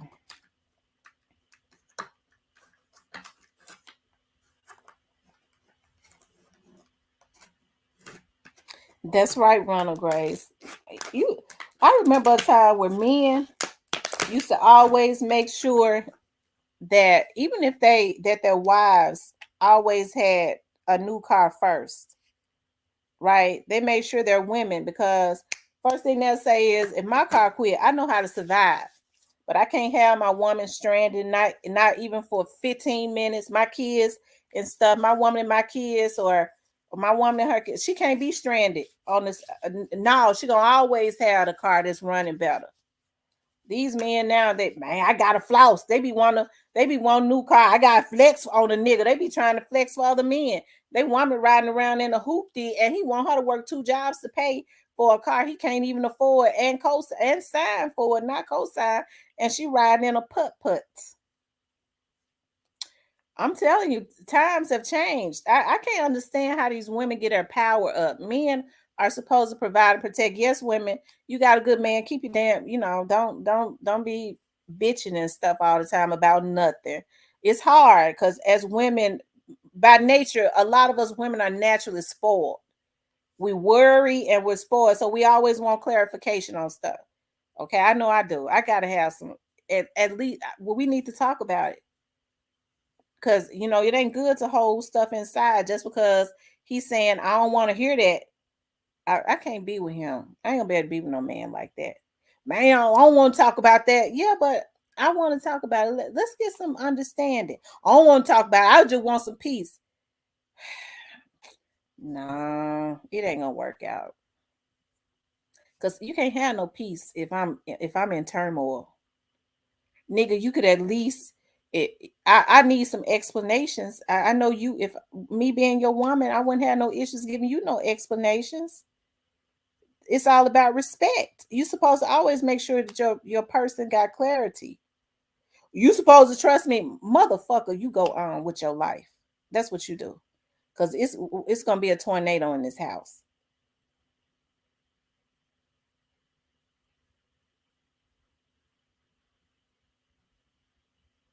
He said, my Taurus wife took, we just grew apart. My Taurus wife took care of me because I was so good to her. And that's what women are supposed to do. Your man good to you. You're supposed to always make sure you're good. Make sure the house clean. Make sure you cook. It ain't no such thing as, especially if you gotta. I don't understand like why women wouldn't take pride in cooking for their family. I would love it. Nowadays, two people have to work to have. Hey, I understand that. I understand it. There was a time where the men worked and they took care. But now two people. It's been like that for a long time. I don't understand how a person, even if you're tired, like you always prepare this stuff. You're gonna cook chicken. You take it out of the freezer the night before and put it in the refrigerator, let it unthaw. You walk into the house and you cook for your damn family. You cook for your man. You cook for your children. It's gonna be a hurricane. If I can't get out what's bothering me without him saying I'm nagging him, baby, I don't want to hear that. It's gonna be a tornado. It's gonna be a hurricane. So it's best if you go on with your life. Because I'm not gonna keep quiet and I got all these frustrations because he don't want me to question him. Why wouldn't you want me to ask you something if I just need some clarification? You got off work at 2 o'clock. You just getting home at 6 o'clock. You don't want me to ask you where, you got off. Where did you go for those hours? Not nagging you, baby. You got off at 2. You got home kind of late tonight. Woman, I don't want to talk about that. You already know he been doing something he ain't got no business doing. I know he don't think he gonna walk up in that motherfucker and I'm not gonna ask him where he been. He think he gonna have me too scared to ask him where he been? No, see, I think a lot of that's off balance when men and women don't want you to question them about nothing. It's because they got something to hide. It ain't nothing, baby. You got home late. It wouldn't be no problem for me to tell my man, baby, I had to go by the store. I went and stopped by my mama house. Oh, okay, all right, cool. Without, as a matter of fact, out of respect, if I get off at 2 o'clock and I already know I'm gonna be home a little late, I'm gonna call him. Baby, I got off work early, but I need to stop by my mama's house and for a few minutes. I'm stopping holler at my mama. I'm here hollering at my mama, then I'm gonna go by the store. Then I'm gonna go by the store. Okay. So I'm gonna be home late. You supposed to respect your person. Ain't nobody got no respect. Man, but you gotta trust me. No, no. hey, that's just respect. When they get to talking about you supposed to trust me, you got something going on. Don't play no games with me. And that's what's gonna cause the hurricane.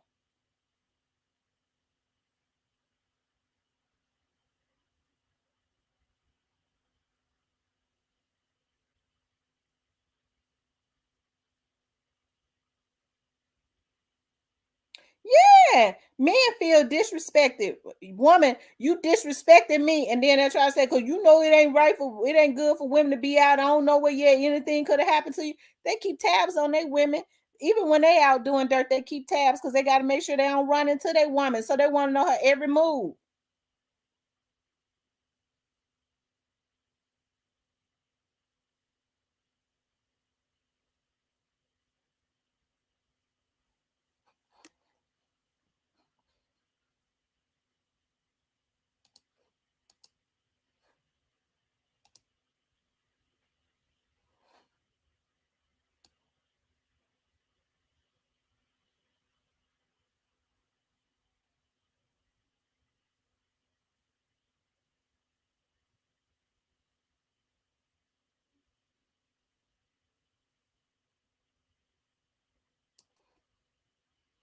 Yeah, I'm not gonna be with somebody, and I can't ask them no questions without them talking about I'm nagging them. Because I mean, that shouldn't even be a problem. You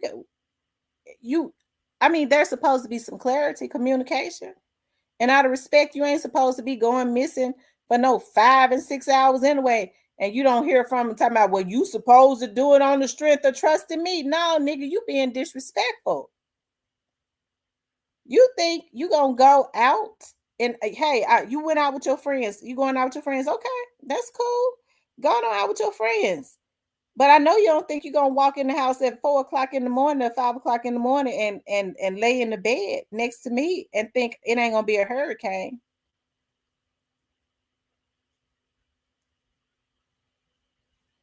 Ronald Gray says 23 years. Hey, that's awesome, Ronald.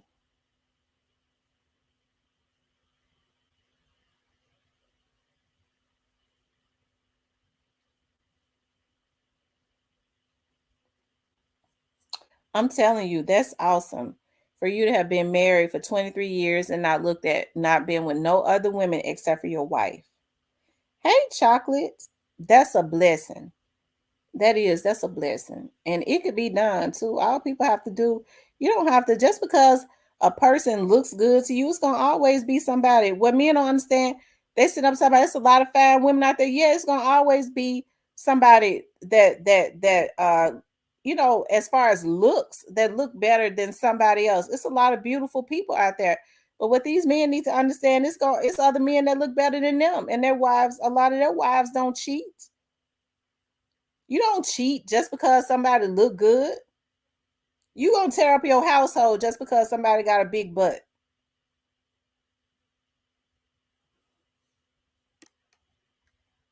That's right. Cheating is a choice.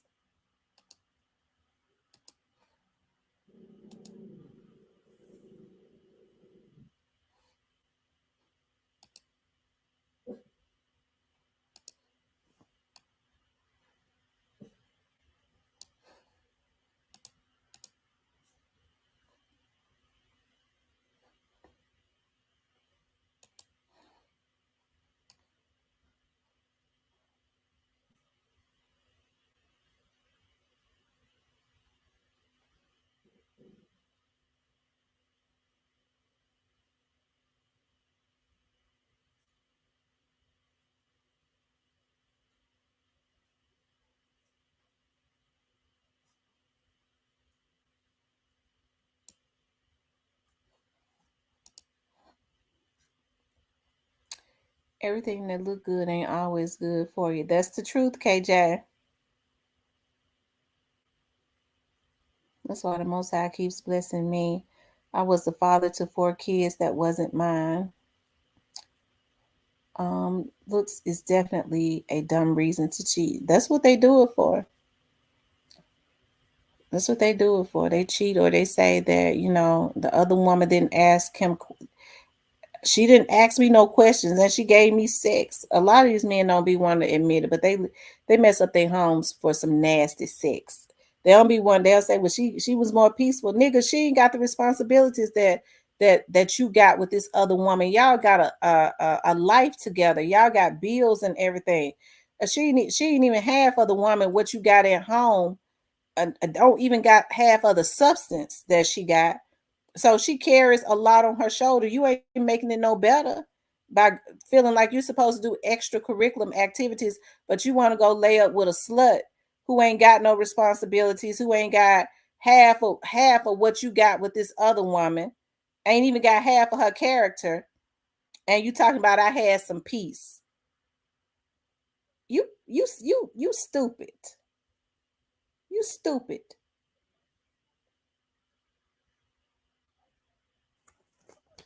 All she got is time and to lay up and screw. So basically, what you did was you messed up your home for some sex. You too weak for me, anyways.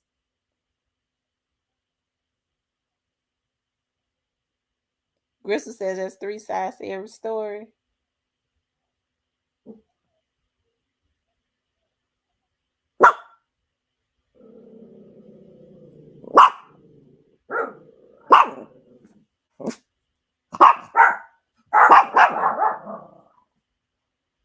Gristle says sometimes it's not about sex. Well, if people put the energy into their relationships and trying to make their relationships work, if they really want each other, I mean, because if you don't want to be with the person no more, ain't no need of even wasting their time. You ain't even got to go cheat. You ain't got to sneak around. All you got to do is leave. Go ahead and if you married, go and file for divorce. And go on be over there with that woman. But people don't do that. You know why? Because they know they got something good at home. Because if she was that bad, you would divorce her. Start all over. But you know, you can't build with this tramp. Cause she got a bird. She ain't asking you no questions. Cause she don't even know no questions to ask you. You can't even talk about business with her. Okay. But if it's that good, if she makes your life that much better, divorce what you got at home, whether it's a man or a woman, and go be with that. What you sneaking out and being with it, you ain't even got to sneak out and do it no more. Go ahead and get with them. But they ain't gonna do that. I got too much over here. I got a house. Well, you can go get a house with her. All you got to do is file for a divorce, and then you and your side chick can go buy a house together. He already know he can't do that side chick working at McDonald's. Motherfucker, you can't live in a $500,000 house with her because she working at McDonald's, bitch. They ain't gonna tell the truth. Y'all know I gotta be honest. You can go take your car. You ain't gonna take them all. Take your car with you. And the car your wife driving, you can go get one for your side chick, or she could go get you one. The bitch ain't gonna qualify for it because her credit don't match your wife credit, nigga. So go on, tell the truth. You know what you got at home is good. You just weak over some sex. Some nasty gay sex, basically, because these women blowing them booty holes and everything and eating shit and all. Well, go on, tell the truth. Your wife ain't gonna do that. She gonna look at you and ask you, is you on the down low? See, folks be getting mad at me. Y'all know I'm gonna speak the truth.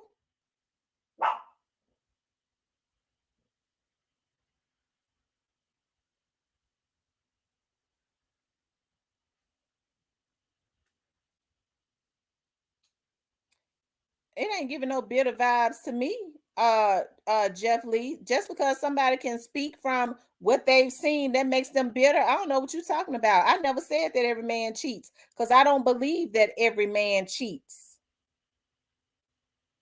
Just like I know every woman is not a whore and is not bitter, and every woman don't cheat. Jeff, I don't know why you insisting on trying to call me bitter. You always say that. I ain't never been no damn bitter woman.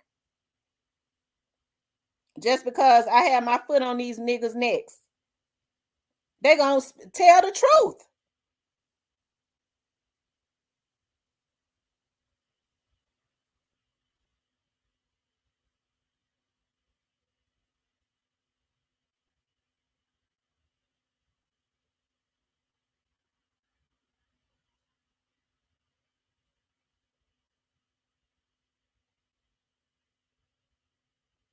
That's right, Ronald. I'm serious about that. I'm real loyal.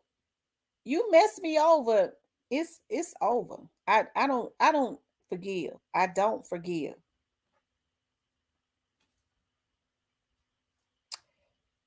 Street politics says black men don't cheat. Lord Jesus.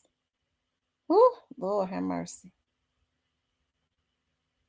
I know Jeff is meddling. All he ever do is be meddling me.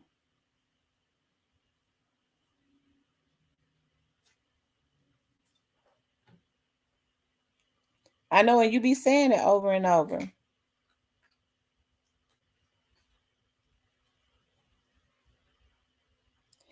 Gristle, what you mean that this day and age is an equal playing field? What you mean when you say that it's an equal playing field? He said that Tara's cheating on me. She regret now. They always regret it in the end. They always regret it. When that dopamine, it be that dopamine that especially I'm gonna tell y'all something about some women. If a man got somebody and a woman, it's just women are competitive by nature for some reason. It's just that some of them are unhealthy with their competitiveness, territorial and competitive. So if a man got a woman at home, okay, he started sneaking out with a girl. He started, he probably gonna tell her that he got somebody, especially if he got a wife. She might think, oh, okay, well, especially if she a woman of no substance. Okay, I'll mess with him. She might be getting a little something out of him, but she gonna sooner or later get curious about the woman that he's got. Okay, she started researching and she started looking into his woman. If she a nice looking, she a decent looking woman, she might go, okay, well, okay, she cool. She might say to herself, I look better than her, but she ain't ugly. She started looking at what she do. Oh, okay, she a nurse practitioner. I'm just using this as an example. Oh, she got a lot going for herself. Oh, she a nurse practitioner. She figure out who her Facebook is. She start watching on Facebook. So then she becomes obsessed because now it has already piqued her. It really has piqued her interest. Oh, she got a lot going for herself. So I'm getting ready to see if I can really blow this nigga mind and make him walk off and leave her, because she got to prove to herself this bitch got all this going on. She, even though I might look the best, she might be better than she. It's gonna mess with her self-esteem. So she gonna start licking his booty. She gonna start sucking his wing from. She gonna do everything from the everything. She gonna pull out all stops. And a weak one he already messing up. When he over there with her, he'll walk right off. And the reason why I say they always regret it, because when that dopamine dissipates in their brain, they always get to thinking about, what the F did I do? They always want to go back, but the door ain't always open. And even if it is, she's gonna always have some type of disdain for him. It would never be the same. Cause then after she find out, she gonna get to looking at the chick. This motherfucker ain't half of what I am. What, baby? Why you do it? Well, I was able to go over there, and she wasn't asking me no questions. She ain't built half of what we got. So just because you was able to go over there and lay up and I guess smell all up in her ass without her asking you questions, she ain't have no attachment to you, nigga. It was the thrill of being with something she knows she can't have, or you probably giving her a little money, and the thrill of his wife got all this going on, and he over here with me, and I'm working at McDonald's. It was the competitiveness of it, and he done lost everything that he worked for or built with a woman that God sent to him. And I'm telling the truth. Listen, I see this stuff every day in my work, in my field. I see it. Meaning that now women are just as savage. Yeah, women are just as savage. They don't cheat with men that are taking because they love them. They cheat with them because they want to prove to themselves that they better than the woman that he with. They doing it at the woman and don't even know the woman. I look at her Facebook page. She thinks she's something. See, I'm better than her because he came over here and he was licking up in my pussy. That's the mindset of a lot of mentally challenged women now.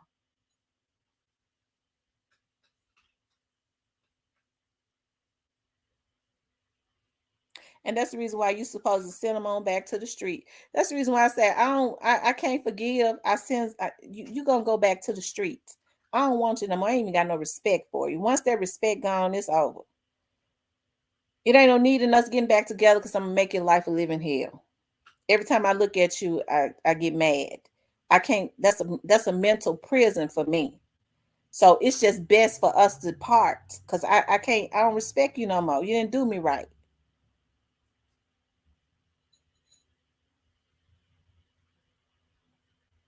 And guess what? Once you send him back out to the street, she ain't gonna want him. She'll be looking at who you moving around with next to try to see if she got her another man. I bet I can elf him too. Cause the obsession is that prestige, is that woman you got. Women be obsessed with other women.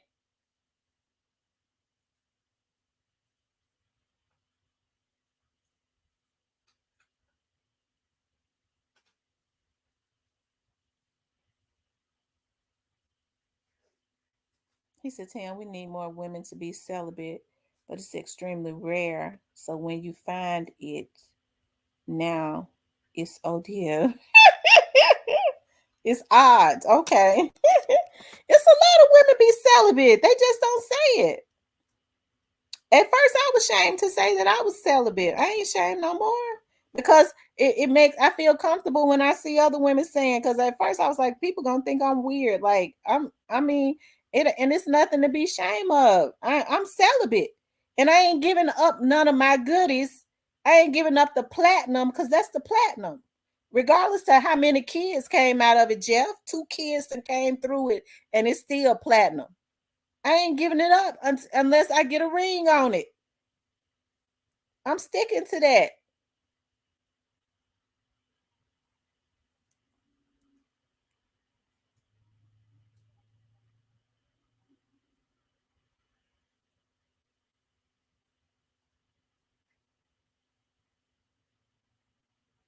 Yes, I'm celibate and I'm proud. And it ain't been no it's folks go, what you been celibate for like 6 months, 7 months? No, longer than that.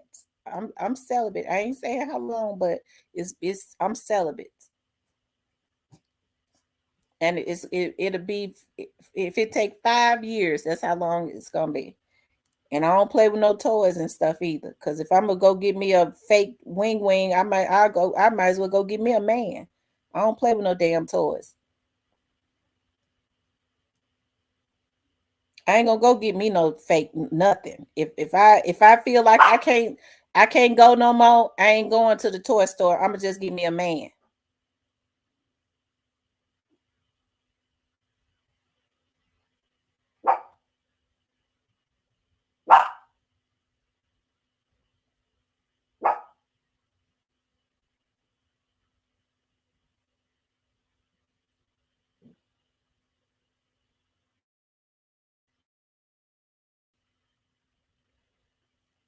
It ain't nothing wrong with being celibate. That's a beautiful thing. It helps your mind. I think it helps your mind to be celibate.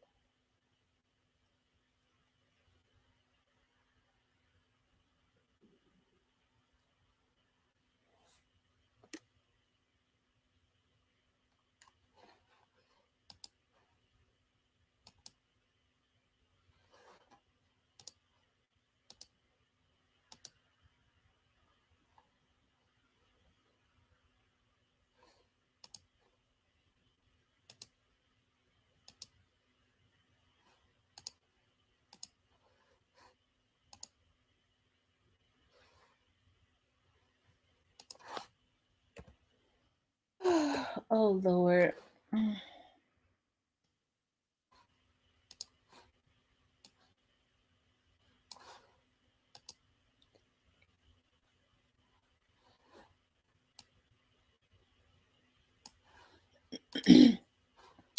Yeah, I guess I'll cook. I think I'm gonna make, because I went past that. Being on here with y'all, I was fat. I do intermittent fasting, and I ate a few crackers. I was supposed to eat at 3 o'clock. I have not eaten. That's right, the honeybees. But I think I'm gonna make honey garlic chicken, or maybe I'll just make. Maybe I should. I think I'll bake. It's too late to grill. I like to grill chicken. I'm gonna tell y'all something. I took some wings out and I took some thighs out because I only had like two wings. I was like, I'll take the thighs out because I'll eat two wings and a thigh. But I'm gonna tell y'all something. I can only grill or fry wings. I just feel like it's. I don't like the baked wings. I feel like they should be grilled or fried. I'm not gonna fry them. So I'm going to just bake me some thighs, honey garlic thighs, because y'all know thighs hold the moisture. They never dry out. I love buying chicken thighs. And I'm going to, or I might just make regular, just herbed baked chicken and do either candied yams or yellow rice. If I do the honey garlic chicken, I'll do yellow rice because that'll be two sweet things. But if I do herb baked chicken. Y'all know you put the herbs and stuff on it. It'd be so good. You marinate it with the garlic and put the rosemary and all of. I have a fetish for a lot of herbs, and I like to try different herbs, and it'd be so freaking good. So I'm gonna do herb chicken. I'll probably just do herb chicken and candy yams. That's what I'm gonna do. Baked candy yams. Because I had yellow rice the other day. I'm gonna do herb chicken and baked candy yams. So I'm gonna bake the chicken and the yams, and that's gonna be so good. I know it's almost. I normally I said I wasn't gonna eat after 7, but I got to bake this chicken and stuff. I have not eaten all day because I've been doing intermittent fasting. Now I did eat a couple crackers at 3 o'clock. Normally I break my you fast from because I'm doing like the situation where it's like they call it the drastic intermittent fasting, but I don't know if I'm gonna be able to do that. I'm gonna have to eat twice a day because sometimes I get real hungry. Like yesterday, I couldn't wait. Like I had to eat at 12. But today I have not eaten anything but two crackers. So I shouldn't be even eating after 7 o'clock. But I haven't eaten all day. I haven't eaten all day. And when you do that fasting, it helps to keep your blood pressure and stuff down and all of that. That's right. My appetite is calling for me. But I enjoyed being on here with you guys today. As always, I love, as I say, this is the mature channel. We agree to disagree and go on, even with the new people. Shout out to them. If you are new and you truly mean well, if I pop off, if you say something like, and I feel like it's something a little slick, don't take it personally because I've, in the past, people that have not been here, with me for the long, that's just coming, they don't know about a lot of the stuff that has happened in the past. So sometimes I be thinking that it's trolls or somebody that's coming on, trying to say some slick stuff, and it don't be that. So I got to keep that in mind. It's a lot of new subscribers and stuff coming in. I thank God for that. They blending right in. Shout out to everybody that's coming in. I've been having a lot of people. Oh, more Memphians, are coming in, but I've been having a lot of people from Alabama and New Orleans to subscribe. I appreciate that so much. But everybody, I've been getting people from like everywhere. Shout out to everybody. I appreciate that so much. You guys absolutely rock. I gotta get off of here. He said, "Thank you for your time and words, Miss T, and thank you, the members and mods, for supporting me in my positive." Oh yeah. Shout out to Neo. Congratulations on your new baby. Merry Christmas to everyone. I don't know if I'm be able to get on tomorrow because it's Christmas Eve. So I'll be cooking. I'll be cooking. Thank you, KJ. I'll be cooking like all day tomorrow. And I love cooking like I gotta marinate I gotta marinate my turkey too, y'all. And I got this recipe off of YouTube. this garlic herb recipe that you put all over the turkey and let it marinate so that I can. My mom had asked me to smoke another turkey just like I did for Thanksgiving, and then I'm gonna inject it and let it marinate and all of that good stuff and put it on the grill and let that thing smoke. And then I'm doing a cheesecake salad. And I saw this the other day and I got the fruit where you put pineapples. I can't eat kiwi. I'm allergic to it. I swell up, so I can't eat kiwi. But pineapples, strawberries, apples, mandarin orange. You put it all of that in a bowl and then you mix up the cheesecake mix and then you pour it all over the vegetables. I mean, all over the fruit, and then put it in the refrigerator and just let it sit. And that's called a cheesecake salad. And so I'm doing a cheesecake salad. It's healthy, you know. Cheesecake mix make it a little sweet, but it's a little healthy. Okay.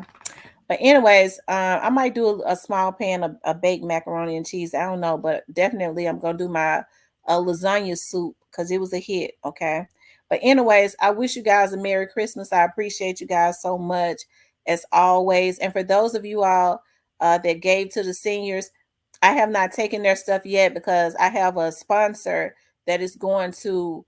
I want to take it all at one time. That after they have their board meeting, He's going to ask them to donate a check so that I can get them their jogging suits. I was getting ready to say the name of the company, but I don't folks are obsessed with me. Okay, not y'all, but other people that be in the bushes. But I'll say it on the show because I'm gonna record it when I take it over there. But I appreciate you guys so much. I love you guys. Merry Christmas. I gotta my stomach talking to me. Y'all have a good night. Okay.